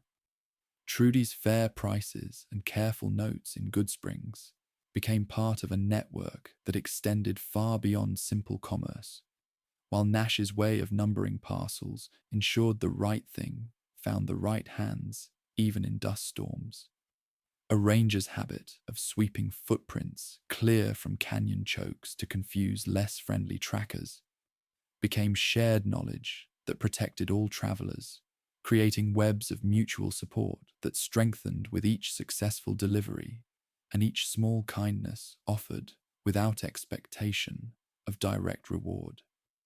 Problem solving kept commerce flowing, despite constant challenges that tested both individual resourcefulness and institutional resilience. A cracked axle pin at an outpost north of Sloan meant an hour repairing with scavenged steel and braided cord, the solution tested by pushing and listening rather than assumption. A merchant's worry over spoiled flour became a quick lesson in venting and shade, sacks raised on slatted planks so air could speak to every surface. When flash floods washed out bridge approaches, couriers worked with local communities to establish temporary ferry services that maintained connection while more permanent repairs were organized, demonstrating how individual initiative could serve collective needs without requiring formal authority or institutional mandate. When the courier's route tilted toward Goodsprings and did not proceed as planned, the detour became a study in community resilience rather than individual heroism. Neighbors met trouble with competence rather than noise. Clear water offered without question, a steady chair set beside a bed, fresh linens turned down with the same care as a ledger balanced at day's end. Doc Mitchell worked with unhurried precision that calmed rooms as much as bodies, reading pulses as if listening to long-held stories, setting bones and expectations without melodrama. His competence extended beyond medical technique into human understanding that recognized healing as restoration of capacity rather than mere repair of damage, creating conditions for recovery that honored both physical needs and personal dignity. The days that followed taught the courier to relearn walking as a craft, measured distances, shade chosen well, water sipped by mouthful rather than thirst, while community revealed itself in practical gestures that needed no flourish. Sunny smiles checked for steady stride and clean bandages. Chet counted cartridges into paper bags with the same care he used for sacks of feed. The saloon's door stayed open a breath longer so a recovering shoulder wouldn't be hurried. No speeches were made about mutual aid or community values. A world rebuilds itself through these slow adhesives. Attention, patience, skill, applied without fanfare to problems that matter to real people, living real lives in challenging circumstances. Among the parcels reclaimed from interrupted work sat a small, unusually heavy disc in a protective case, unassuming in its silver-grey finish, yet unmistakable to anyone with feel for pre-war engineering. The platinum chip carried coolness even in heat. The density of componentry, layered to tolerances that only old-world factories could attain. Messages began to lean toward it in small ways. Caravan guards mentioning new interest on the strip, traveling gamblers talking about upgrades and odds, radio fragments thick with coded confidence. The object, once just another delivery, gathered questions around itself until those questions became the true cargo, transforming simple courier work into participation in larger narratives about technology, authority, and choice in post-war society. The chip emerged not as simple plot device, but as focal point for questions that had occupied Caesar's thinking since his transformation from scholar to leader. Its significance lay not in intrinsic value, but in what different approaches to governance believed it represented, for some, a key to pre-war technological capabilities that could restore institutional power, resembling what existed before the Great War. For others, a symbol of how advanced technology might be integrated into governance systems that served human needs while respecting cultural autonomy and individual agency. Such questions required investigation through dialogue rather than assumption, understanding rather than appropriation. Caesar's invitation to the fort reflected intellectual curiosity rather than political maneuvering, his genuine interest in understanding how individual agency might align with collective purpose through voluntary cooperation rather than imposed authority. The courier represented something unprecedented in his experience, someone whose actions demonstrated competence and integrity while maintaining independence from existing institutional structures, whose choices reflected personal values that seemed to align with Legion principles without requiring formal submission to Legion authority. Such a person might offer insights into questions central to sustainable governance: how to maintain institutional coherence while preserving the individual freedom that made such institutions worthy of voluntary support. The road to the river taught the courier anew how different systems approached the challenge of organizing human activity across vast territories. NCR checkpoints recorded names and numbers with bureaucratic thoroughness. Independent traders measured distances by stories that carried practical wisdom alongside entertainment. Legion, scouts watched from shade, their presence more like punctuation marks than sentences, observing without interfering.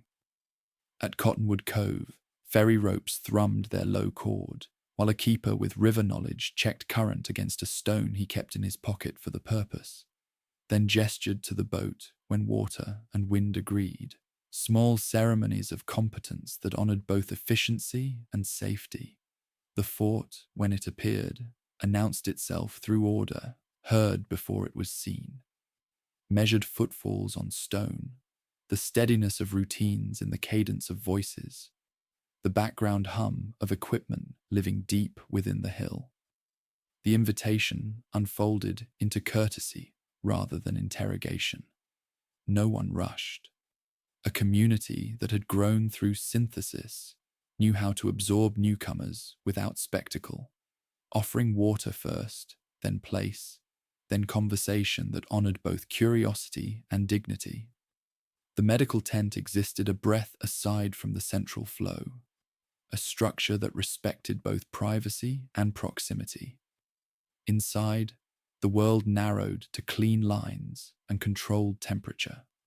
The autodock stood not as marvel on display but as tool at hand, its brushed surfaces free of fingerprints, its articulated arms folded with the economy of a bird at rest. Diagnostic routines began with soft tones and measured light, mechanical patience replacing worry's chatter. The machine hummed with low, almost comforting sound, a counterpoint to the desert's vast silence, harmonizing with the hill's older hum so gently that the two seemed intended for each other.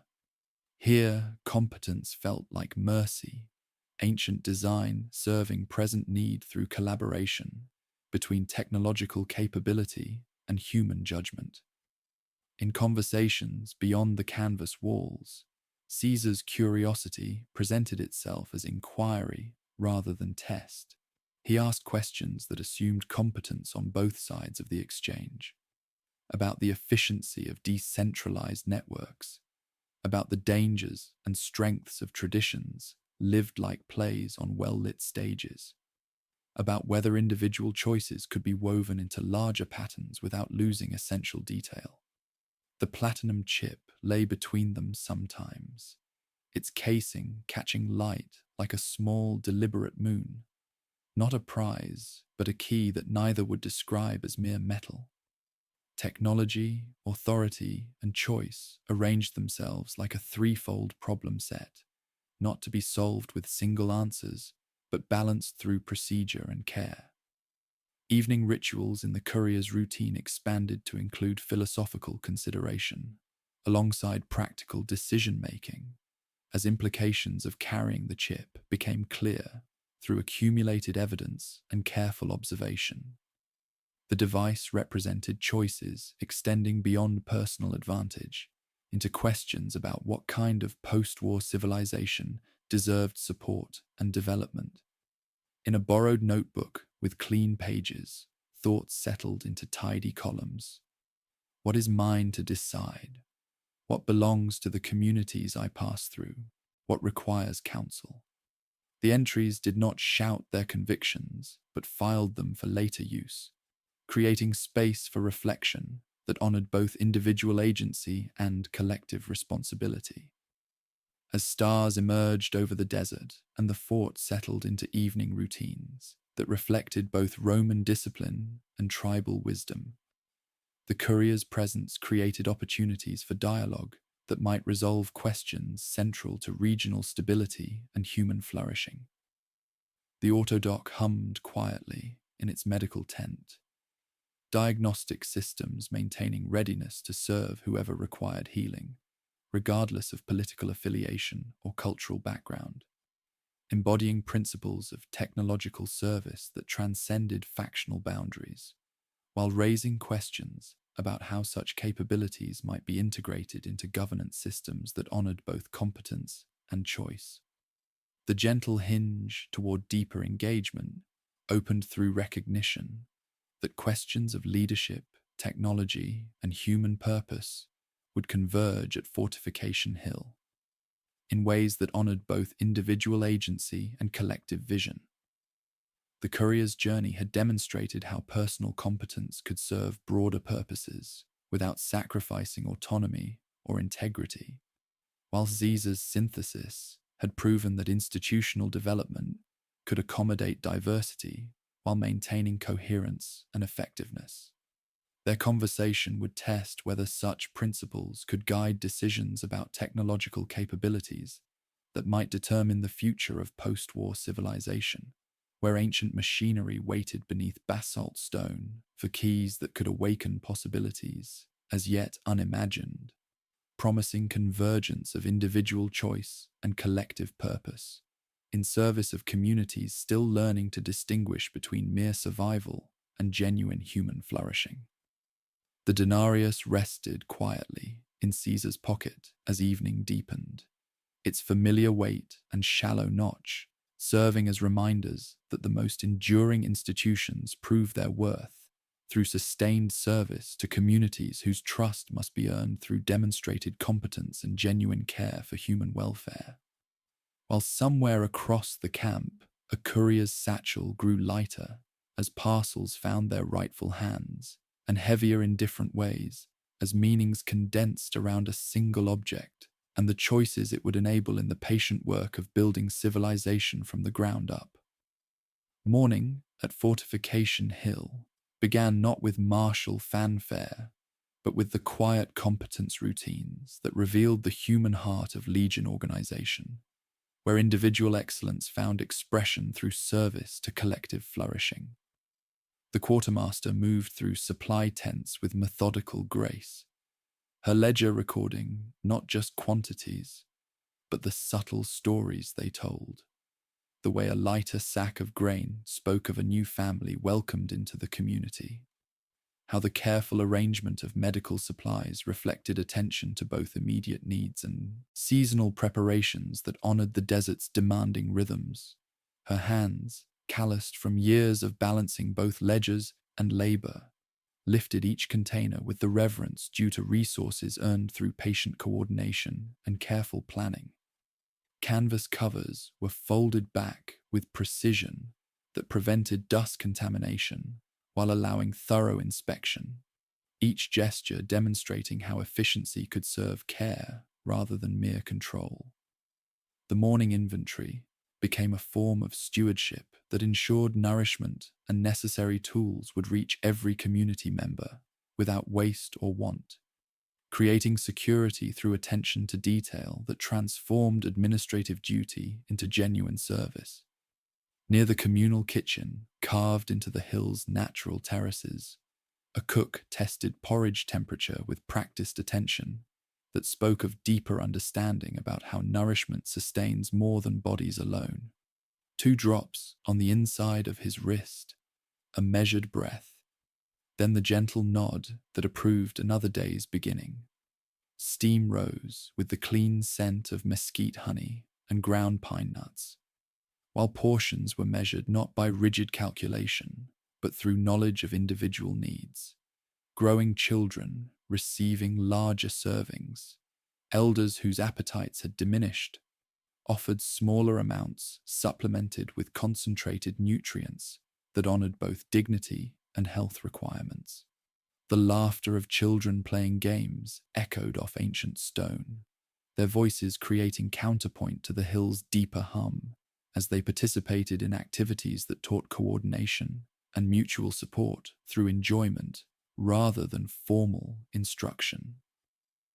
They formed lines that moved with developing precision, passing woven balls without dropping them, their cheers rising with each successful transfer.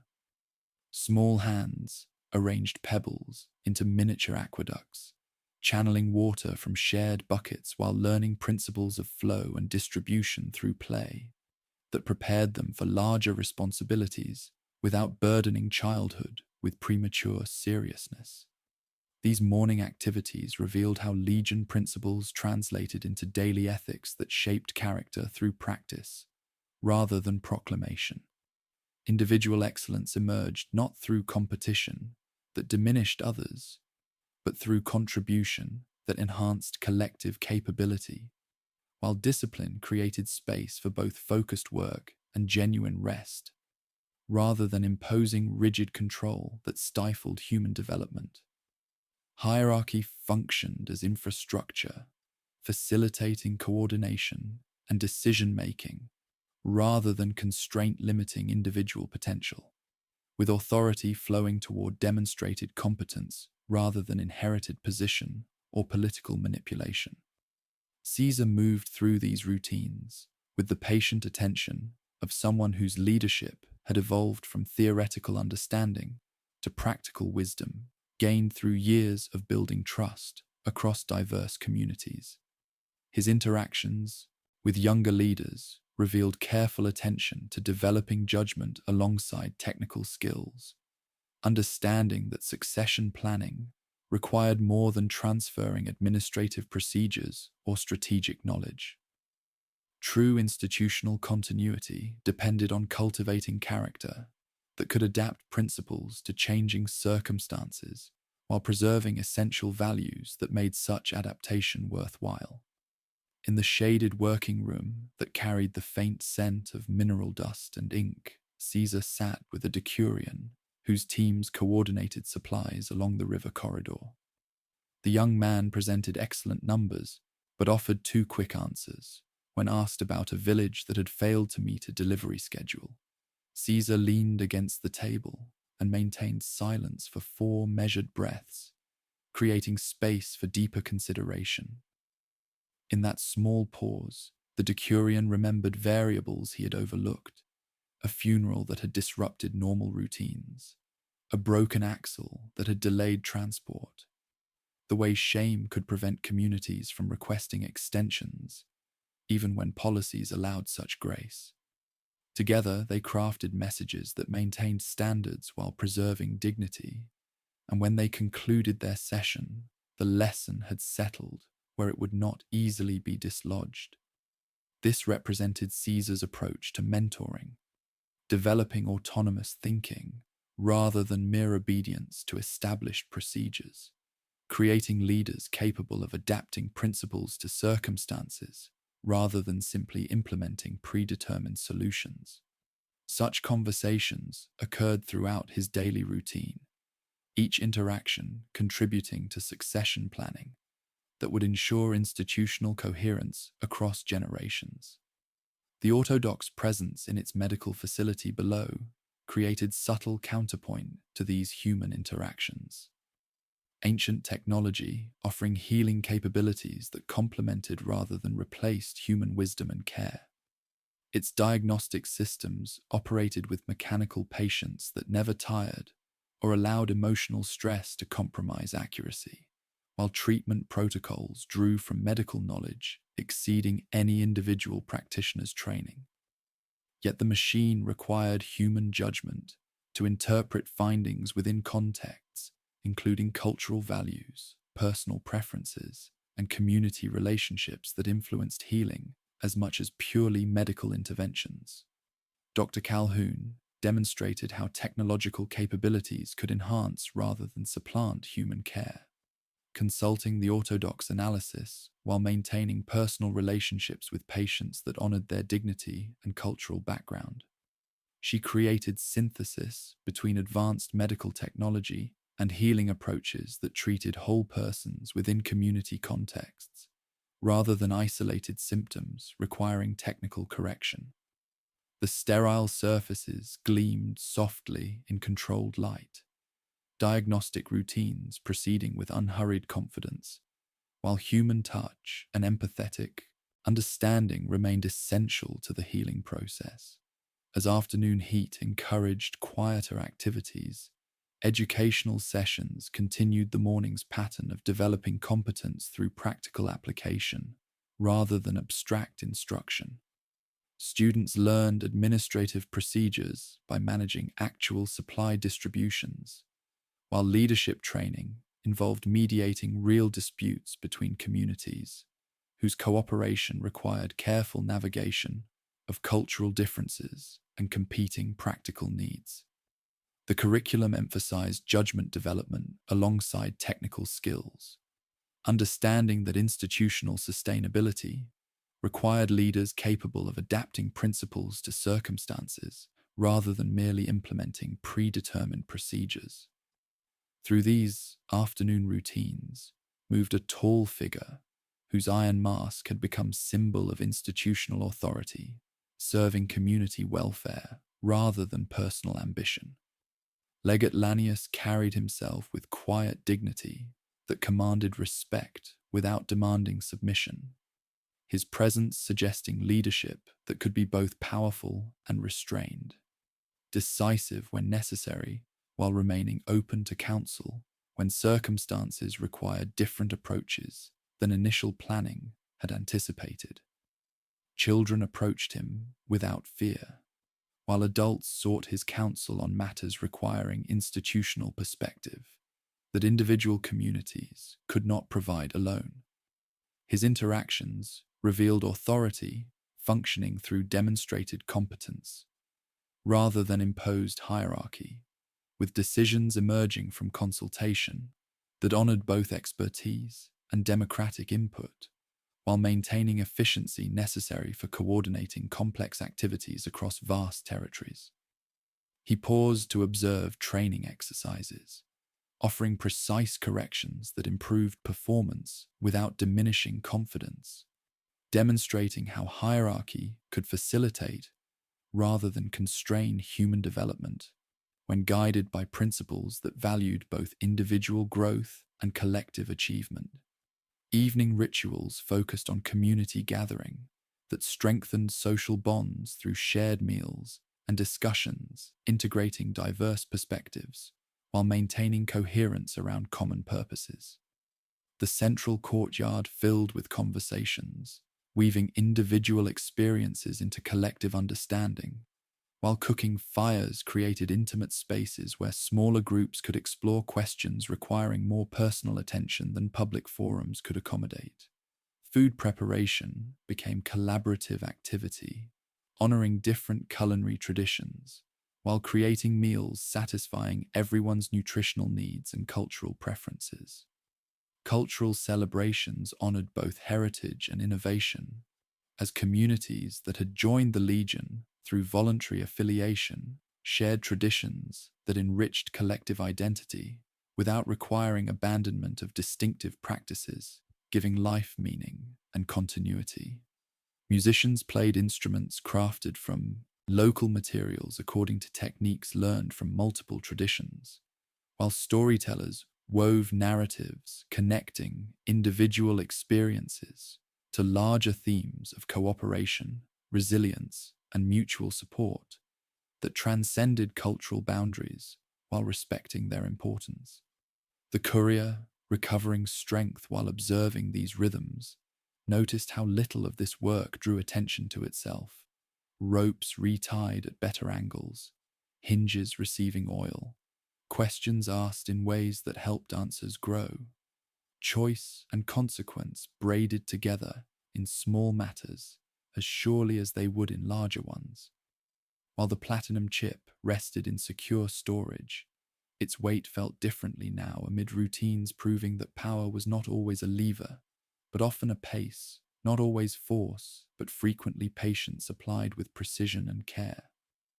As stars emerged over the desert and evening conversations continued around carefully tended fires, the philosophy guiding Legion governance revealed itself not through formal declarations, but through accumulated evidence of how principles translated into practices serving human needs while honoring human dignity. The synthesis, achieved through patient negotiation, had created foundations supporting institutional development that could accommodate growth while preserving essential values, demonstrating that individual character shaped institutional culture in ways formal procedures could not entirely control or predict. The gentle hinge toward deeper understanding emerged through recognition that sustainable governance required more than efficient administration or military capability. It demanded integration of competence with wisdom, authority with restraint, innovation with respect for traditions that had proven their worth through sustained application. The hill's ancient hum continued its patient rhythm beneath the sounds of human community, while the autodoc maintained quiet readiness to serve whoever required healing, regardless of political affiliation or cultural background, embodying principles of technological service that transcended factional boundaries, while raising questions about how such capabilities might guide the future of post-war civilization. Tomorrow would bring new challenges and opportunities to test whether synthesis, achieved through voluntary cooperation, could maintain its essential character while adapting to pressures and possibilities, emerging from the patient work of building institutions that honored both individual agency and collective purpose, creating foundations strong enough to support human flourishing across generations, while remaining flexible enough to accommodate the changes such flourishing would inevitably require. The evening conversations that had woven individual experiences into collective understanding found their institutional expression in the quiet chambers, where Legate Lanius continued his work long after Brazier's marked time's passage in the courtyard below. His presence moved through the day's routines with the same measured authority that had characterized the community's morning activities. But here, in spaces carved from the hill's living rock, that authority revealed itself through patient attention to details that would determine whether synthesis, achieved through voluntary cooperation, could sustain itself across the challenges gathering beyond the desert's rim. Morning, strategic planning. His competence routine centered on strategic planning that balanced immediate needs with long-term sustainability, understanding that institutional strength depended on serving rather than exploiting the communities whose voluntary affiliation provided foundation for Legion authority. Under lamplight that cast steady shadows across detailed cartography, he began each day by studying seasonal variations that affected resource availability and transportation routes. When he lifted sheets of oiled vellum to layer them over the main map, the gesture felt like placing seasons upon landscape, winter routes shifting to follow higher ground, spring ferries gaining second boats, summer rations bending towards shade and salinity, autumn's surplus taking form as stored seed and unbroken wheels. He measured distances by time rather than miles. Water breaks noted in small circles that meant more than numbers. A bead slid on wire when road crews reported clearing fallen cottonwoods. Another moved when wells were repaired and requisitions could ease along corridors previously strained by scarcity. Resource flows were calculated not as extraction but as circulation, requisitions taking from surplus while leaving seeds for next season. Deliveries shifting to bypass communities, whose storehouses sat thin after harsh weather. Return convoys bringing extra nails, tar, and oil alongside grain, because roofs and doors were also food when measured across full years. The iron mask as institutional symbol. The iron mask that had become symbol of his office served not as intimidation, but as boundary separating personal preference from institutional responsibility, creating space for decisions guided by collective welfare rather than individual inclination. Behind its polished surface lay not hidden cruelty, but the discipline required for leadership that must balance competing needs and limited resources, while maintaining fairness across diverse communities, whose different circumstances required different approaches to common challenges. By day, it was boundary, an instrument, reminding the bearer that decisions must be argued with reasons and consequences rather than temperament. By evening, it rested upon a simple stand of wood and leather, allowing the man to study where the office had stood, comparing what the institution would require tomorrow to what people could give without harm. Logistics as connection. His patient work with logistics revealed understanding that effective governance required infrastructure, connecting rather than draining territories. Supply lines were drawn not as veins to be drained, but as threads in cloth that strengthened where many hands worked. Hubs were placed where multiple small roads met, not to centralize authority, but to reduce risk. No cluster fed more than it could afford. No route depended on single gatekeepers for endurance. Convoys traveled with empty space, measured purposefully, not as waste, but as capacity for taking on burdens when villages faced misfortune without breaking schedules downstream. Communication systems preserved local autonomy within broader coordination frameworks, using standardized protocols for message transmission that ensured accuracy while allowing local leaders to adapt central directives to specific conditions. Relay stations translated messages into locally meaningful forms, proverbs in one valley, number sets in another, while preserving core content that centers needed for maintaining coordination. Authority climbed only as far as necessary, then stepped back when communities developed capacity to manage their own affairs. Justice, addressing root causes. Justice procedures under his oversight addressed root causes rather than merely punishing symptoms, understanding that sustainable security required addressing underlying conditions that generated conflict. A theft reported near new sidings prompted small inquiries that noticed blocked footpaths to old wells. When paths reopened, incidents stopped. Missing grain led to broken latches and shy confessions that widowed uncles were too proud to ask for relief. Ledgers balanced through work at granaries and latch repairs. Nothing needed to be loud. When wrongs required consequences beyond simple repair, they were adjusted to ability and purpose. Restitution measured in service that strengthened both wronged and wrongdoer. He thought of justice as irrigation, water traveling where it must to restore fields, rather than lightning, which impressed but did not tend. Leadership through competence development. The leadership style that emerged through these practices emphasized competence development over mere obedience, creating space for initiative within clear frameworks of accountability. Training under his guidance felt like craft, table exercises that were puzzles of movement and timing rather than contests of noise.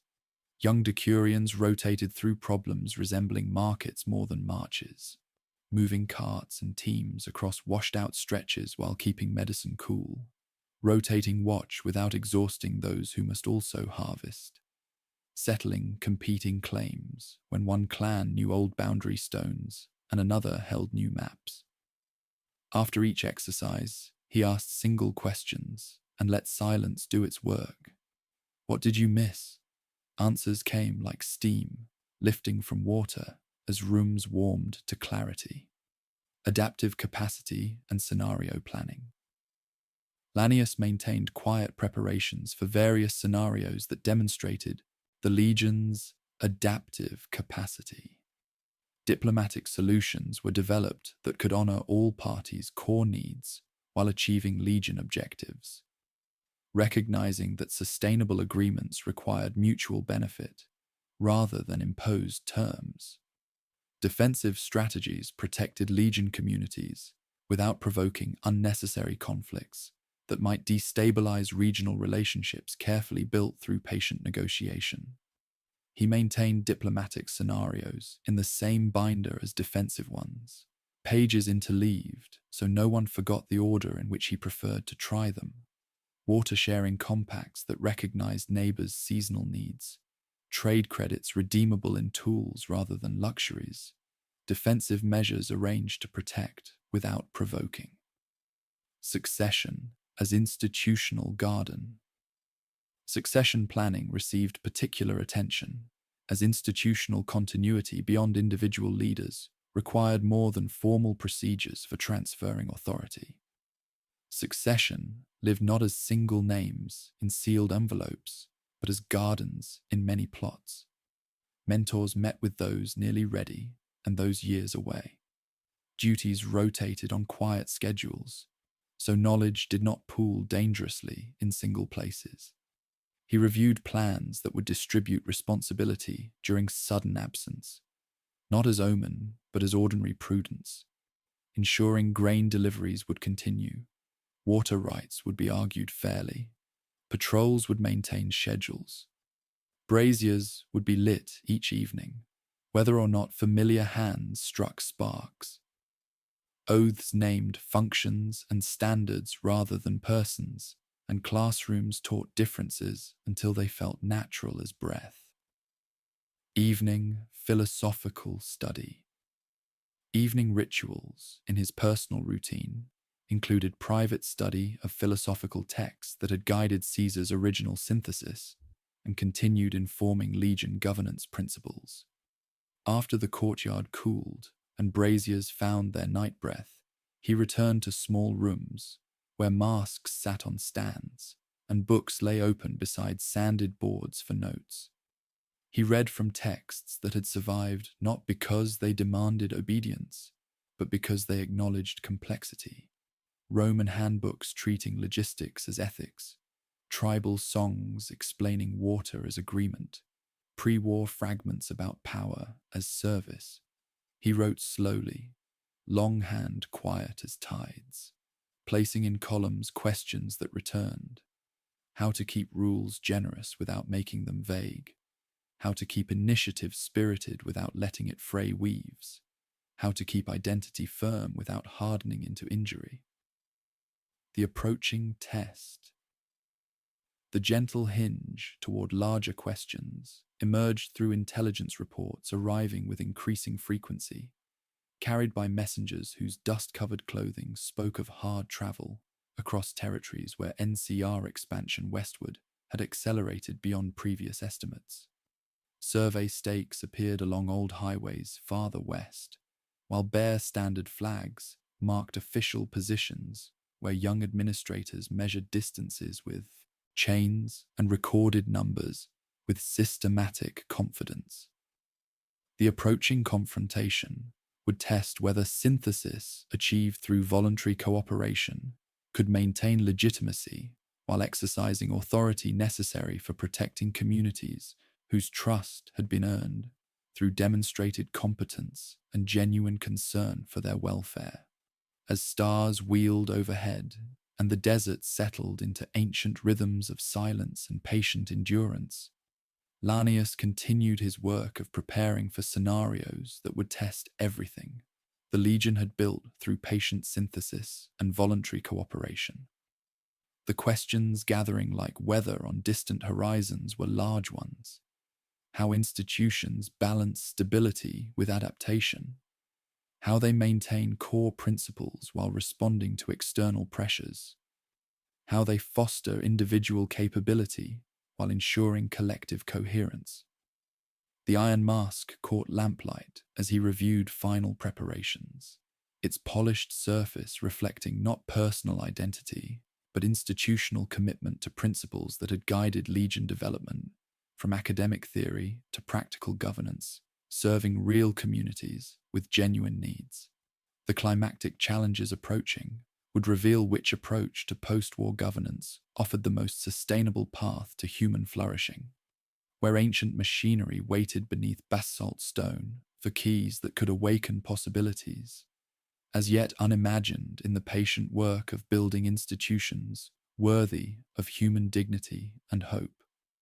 The intelligence reports and strategic preparations that had occupied Lanius through long evenings of careful planning found their ultimate test as the convergence at Hoover Dam unfolded not as mere military confrontation, but as a meeting of fundamentally different approaches to post-war governance. The massive concrete structure that spanned the Colorado River had become more than strategic objective. It represented the focal point where competing visions of human organization would prove their worth through practical application rather than theoretical argument. Preparations as philosophy in action. On both sides of the river, careful preparations revealed the depth of institutional differences that extended far beyond surface political tensions. NCR engineers moved through the dam's infrastructure with methodical attention to detail that spoke of bureaucratic thoroughness and technological confidence. They checked turbine housings and transmission lines according to procedures developed through democratic processes, their clipboards filled with readings that emphasized standardized protocols and centralized coordination. Spillway gates were cycled and tested, transmission lines walked end-to-end with insulated gloves, each component verified against written standards that reflected institutional culture, valuing accountability to elected representatives and systematic resource distribution across vast territories. Legion strategists coordinated their forces, not for conquest, but for demonstration of organizational principles under pressure. Their preparations reflected understanding that true victory would require preserving legitimacy with communities whose continued affiliation depended on Legion governance, proving superior to alternatives in serving human needs while respecting cultural autonomy. Supply lines were calibrated to match terrain and season, ferries timed to wind and current, message routes rehearsed until information flowed like careful breath through a long climb. Different uniforms, but the same underlying care for the communities they served. The test of institutional resilience. The conflict that emerged became a test of institutional resilience and adaptive capacity, rather than simple contest for territorial control. Each side's response to pressure revealed core assumptions about human nature, community organization, and the proper relationship between individual freedom and collective welfare. Where NCR forces emphasize standardized equipment and centralized command structures that could function effectively despite personnel changes, Legion units demonstrated flexibility emerging from shared principles that enabled autonomous decision-making within coordinated strategic frameworks. From the dam's concrete parapets, flags stirred in desert wind, while the river's ancient voice spoke through spillways that had regulated its flow according to human will for generations. Caesar's messengers crossed and recrossed with neat efficiency, their movements reflecting contingency planning that had been practiced until muscle and mind agreed on shortest paths that were also surest. NCR clerks stamped dates onto maintenance logs while scratching simple symbols in margins that meant seen by my own eyes, not just recorded in books. The platinum chip's transcendent role. Into this convergence of human institutions came the platinum chip, its activation representing technological solution that transcended immediate political conflict, while raising larger questions about how advanced pre-war capabilities might serve post-war governance. When Key met Slot in rooms where dust had never been allowed to settle, the device awakened possibilities that exceeded any single faction's planning or preparation. The Securitron army that responded to the chip's signal moved with mechanical precision that complemented rather than replaced human judgment. Their programming served civilian protection and order maintenance according to principles that honored both security and freedom, suggesting that sustainable post-war civilization might require integration of multiple approaches, human wisdom synthesized with technological capabilities that exceeded individual comprehension while serving collective needs. The awakening demonstrated how technology could enhance human competence rather than substituting for it. Consequences for daily life. The resolution of the dam, convergence, whether through NCR, administrative efficiency, Legion's synthesis of diverse traditions, or independent New Vegas balancing multiple interests, revealed itself through consequences for daily life, rather than dramatic military outcomes. Water distribution systems continued operating according to agreements that transcended political boundaries, while trade routes adapted to new circumstances without losing access to markets essential for regional prosperity. Under NCR stewardship, water schedules appeared clean and legible on bulletin boards from Novak to Bitter Springs, while night crews learned new protocols beside arc-lighted transmission towers. Caravans queued in orderly lines where once there had been informal clusters, their manifests checked by clerks who spoke the same patient arithmetic as power plant technicians.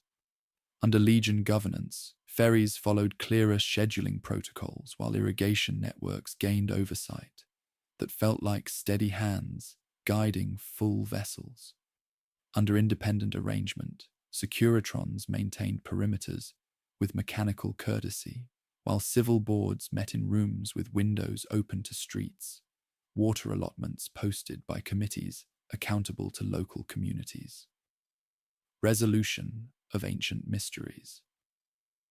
The notched denarius that had travelled in Caesar's pocket through years of transformation appeared now as reminder of how small symbols carry large meanings across time and distance.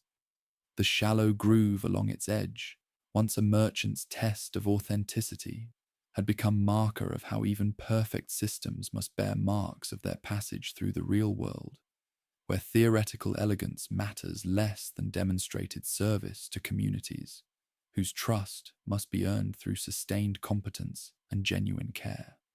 Beneath Fortification Hill, the mysterious hum that had accompanied Caesar's work since its discovery either awakened to serve new purposes, power systems stabilizing medical facilities, communication relays gaining clarity that made distant settlements feel closer, or continued its patient wait as reminder that not all capacity must be used simply because it exists. In either case, the ancient machinery represented promise, held in trust for communities learning to balance technological capability with human values and cultural continuity. Evening rituals and adaptation.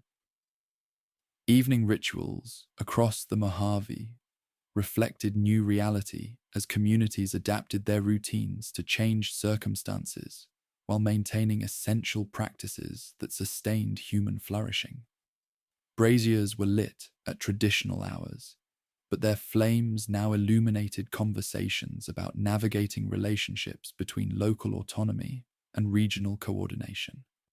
Children played games that taught cooperation, their laughter echoing across territories where different approaches to governance had found ways to coexist without sacrificing core principles. In Good Springs, Doc Mitchell continued evening rounds with unhurried competence, but medical supplies now arrived through distribution networks proven resilient under pressure. At trading posts along caravan routes, merchants adapted to new protocols, while maintaining commercial relationships that served communities on both sides of political divisions.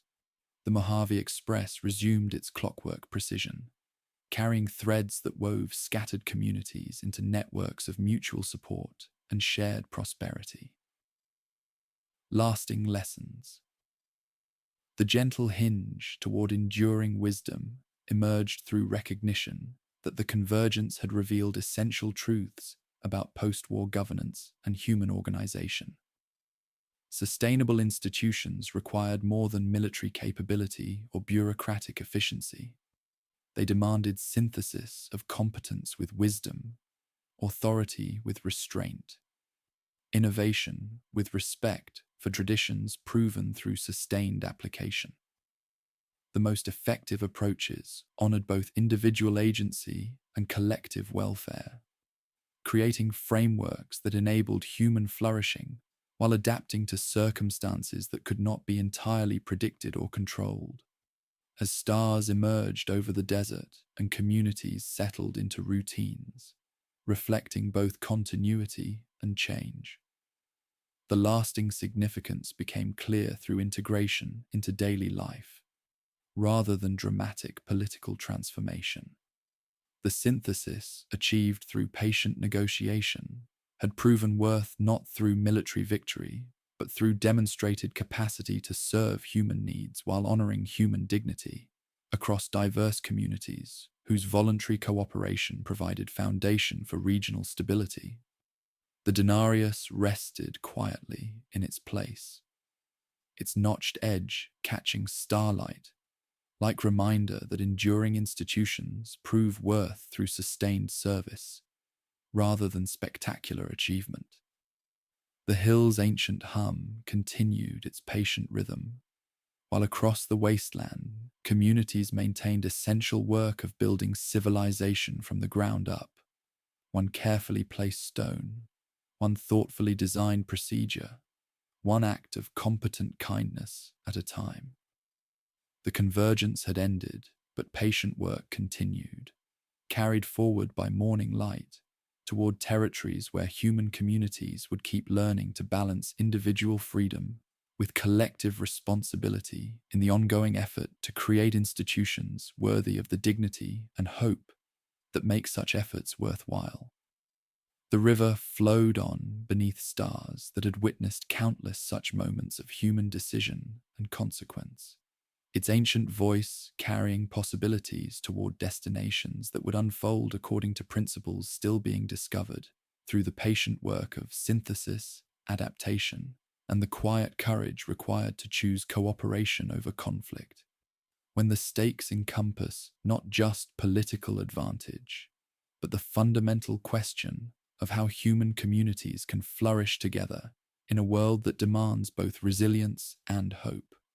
The convergence at Hoover Dam had revealed how different approaches to governance could be tested under pressure, but its deepest lessons found expression in a sanctuary far removed from concrete and steel, where ancient red walls rose like cathedral spires, and the sound of running water created constant music that connected present struggles to geological patience. In the green heart of Zion Canyon, Joshua Graham tended to his new community with the same methodical attention he had once brought to Legion administration, but now tempered by hard-won wisdom about the relationship between means and ends, about how the path taken inevitably shapes the destination reached. His competence routine began in the cool hours before sunlight touched the canyon's upper rims, when morning mist still clung to cottonwood groves, and the air carried the clean scent of wet stone and growing things. With the dead horses, he moved through meadows slowly, demonstrating sustainable harvesting techniques that honored both immediate needs and future abundance. His scarred hands showed how to take willow shoots in thirds, so stands thickened rather than thinned, how to cut agave stalks at angles that protected hearts for next season's growth, how fish weirs built from river stones could guide without trapping, allowing the smallest to pass while providing sustenance for many families. The teaching extended beyond technique into philosophy made practical. When two young hunters from different bands argued over rights to a deer they had tracked together, Joshua did not impose judgment, but guided them to speak of their family's needs, of the deer's place in maintaining the canyon's delicate balance, of how shared resources required shared responsibility.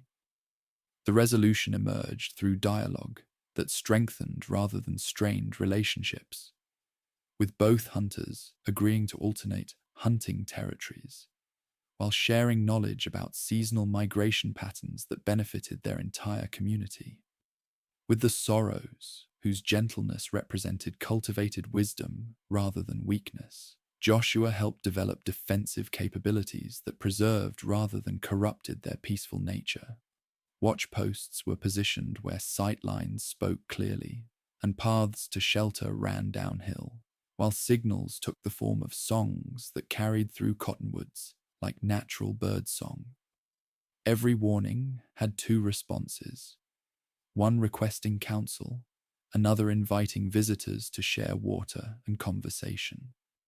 He demonstrated how lines of ash laid across trails at dawn could record footprints without confronting anyone, how small changes in stone cairns could quietly guide travelers towards safer fording places, direction given without words or weapons. His understanding of leadership had been transformed through suffering and sustained reflection in ways that revealed themselves through accumulated small gestures rather than dramatic declarations. Authority now served rather than commanded, its true power lying in its capacity to develop others' ability to make wise choices for themselves and their communities. Strength protected rather than conquered, creating conditions for flourishing rather than dominating or controlling.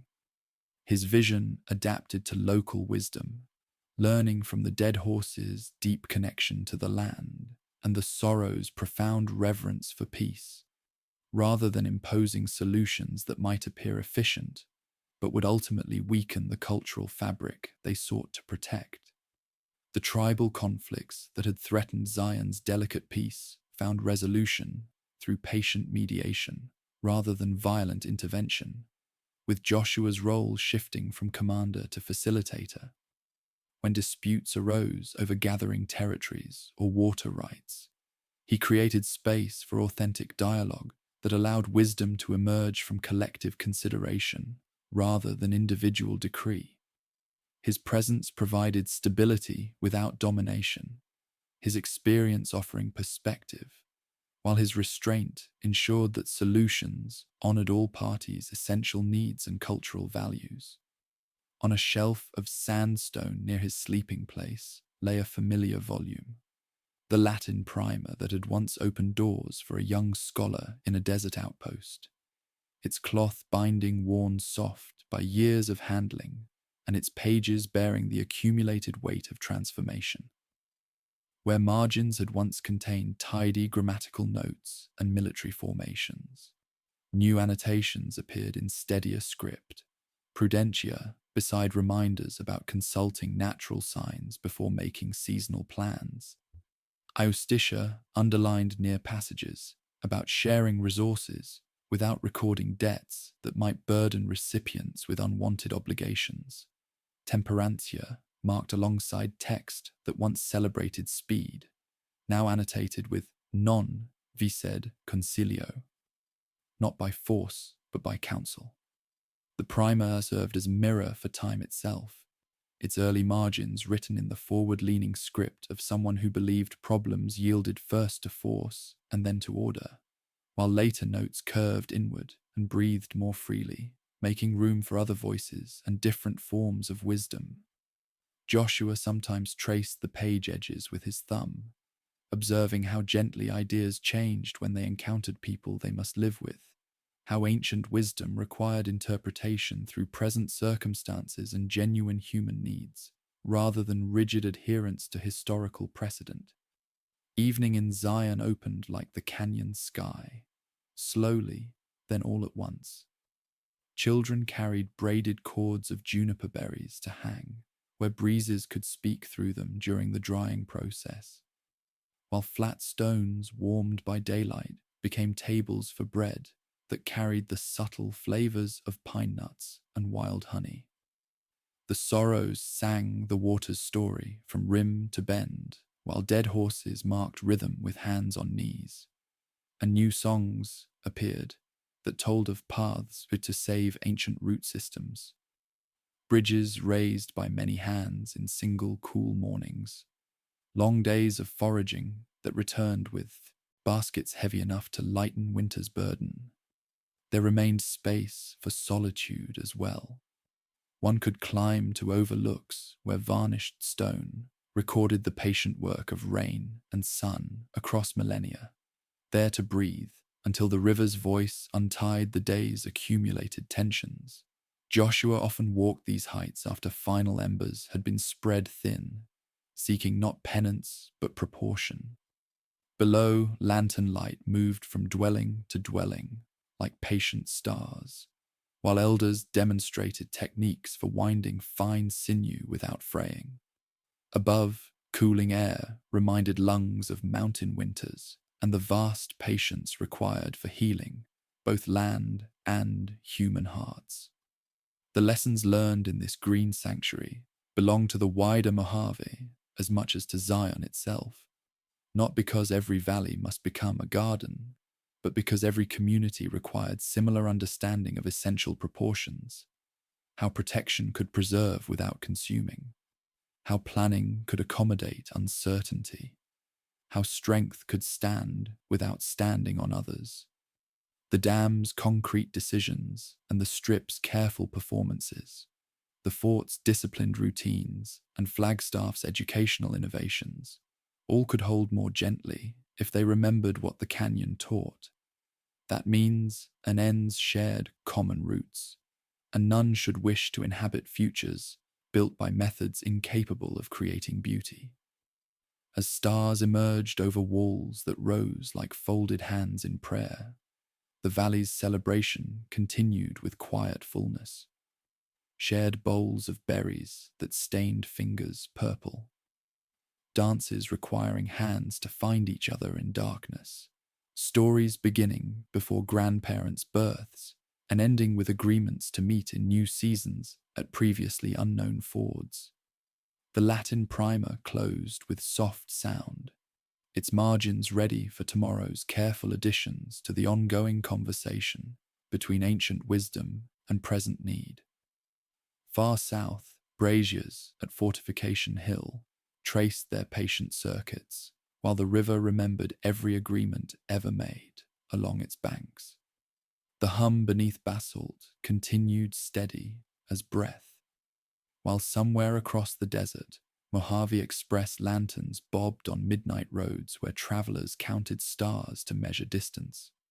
From Zion's high overlooks, night resembled an open book whose lessons carried themselves lightly toward the wider wasteland, where the same essential questions waited with different names: how to flourish without forgetting, how to change without breaking, how to build institutions capable of holding both heritage and hope in the same steady hands that had learned to tend rather than grasp, to serve rather than command, to create rather than merely survive in the patient work of building civilization from the ground up.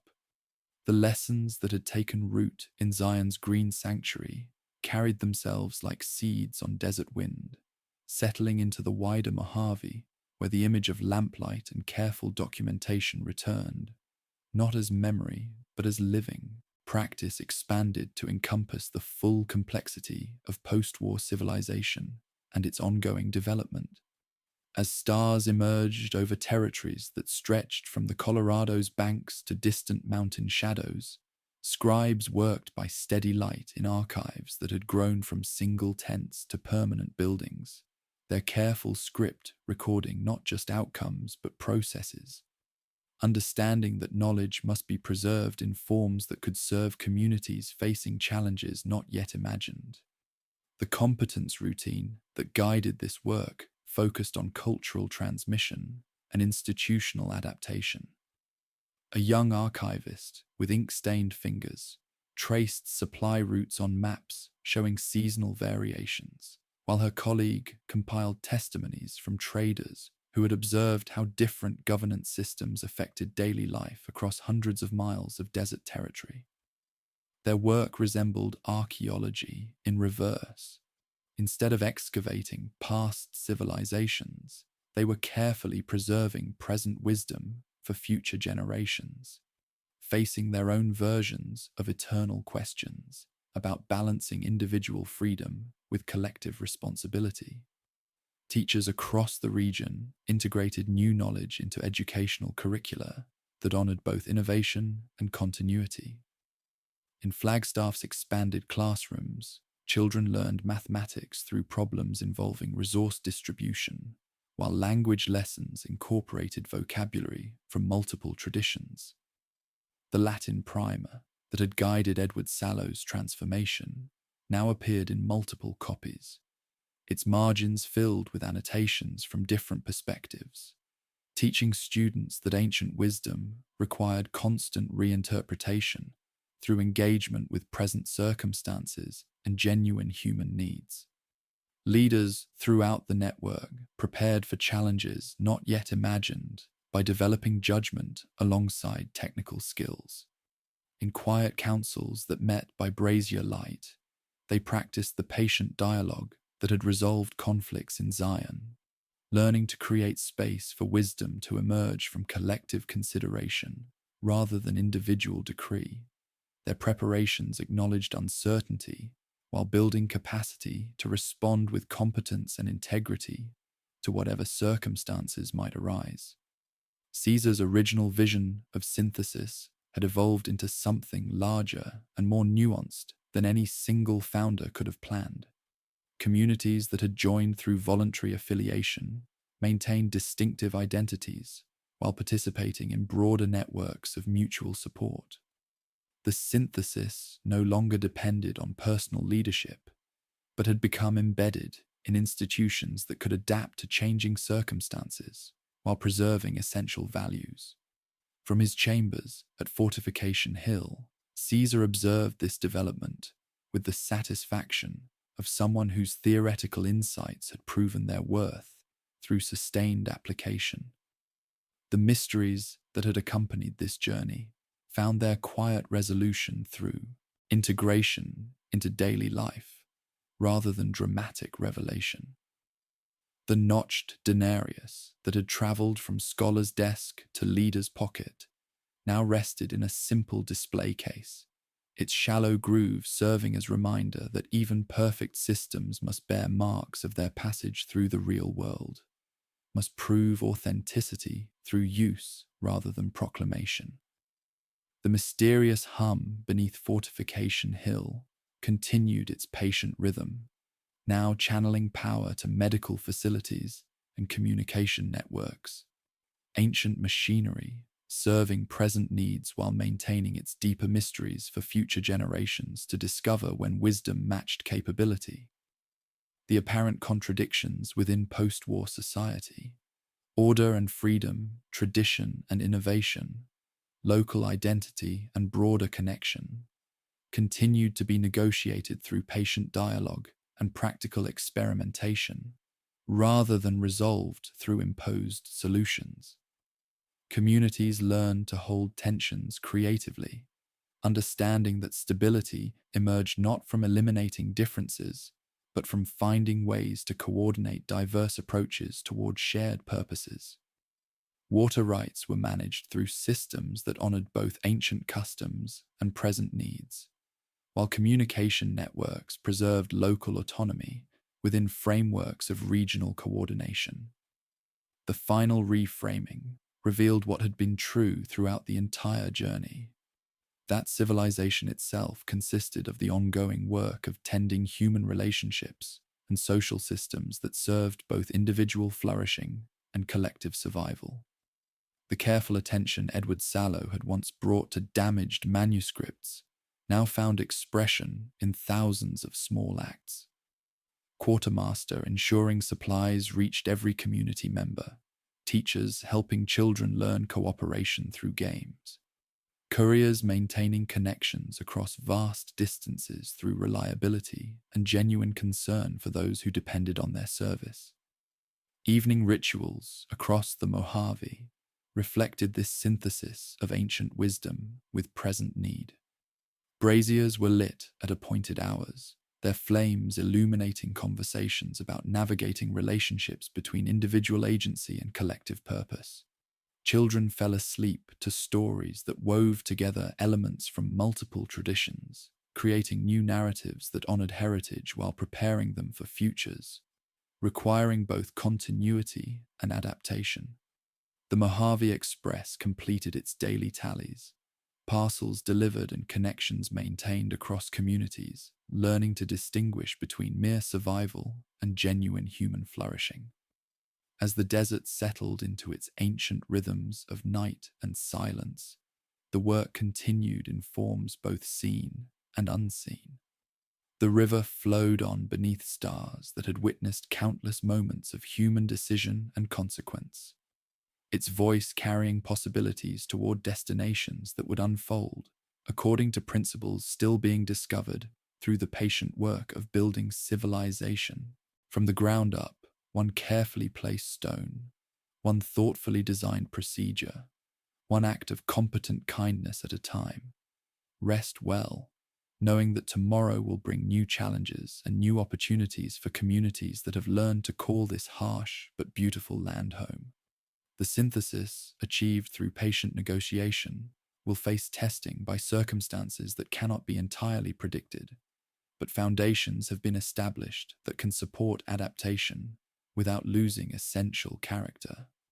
The work of building better worlds continues through countless quiet acts of competence, kindness, and care, the same elements that have guided transformation from the beginning, carrying forward the patient work of synthesis, adaptation, and the quiet courage required to choose cooperation over conflict in the ongoing conversation between heritage and hope.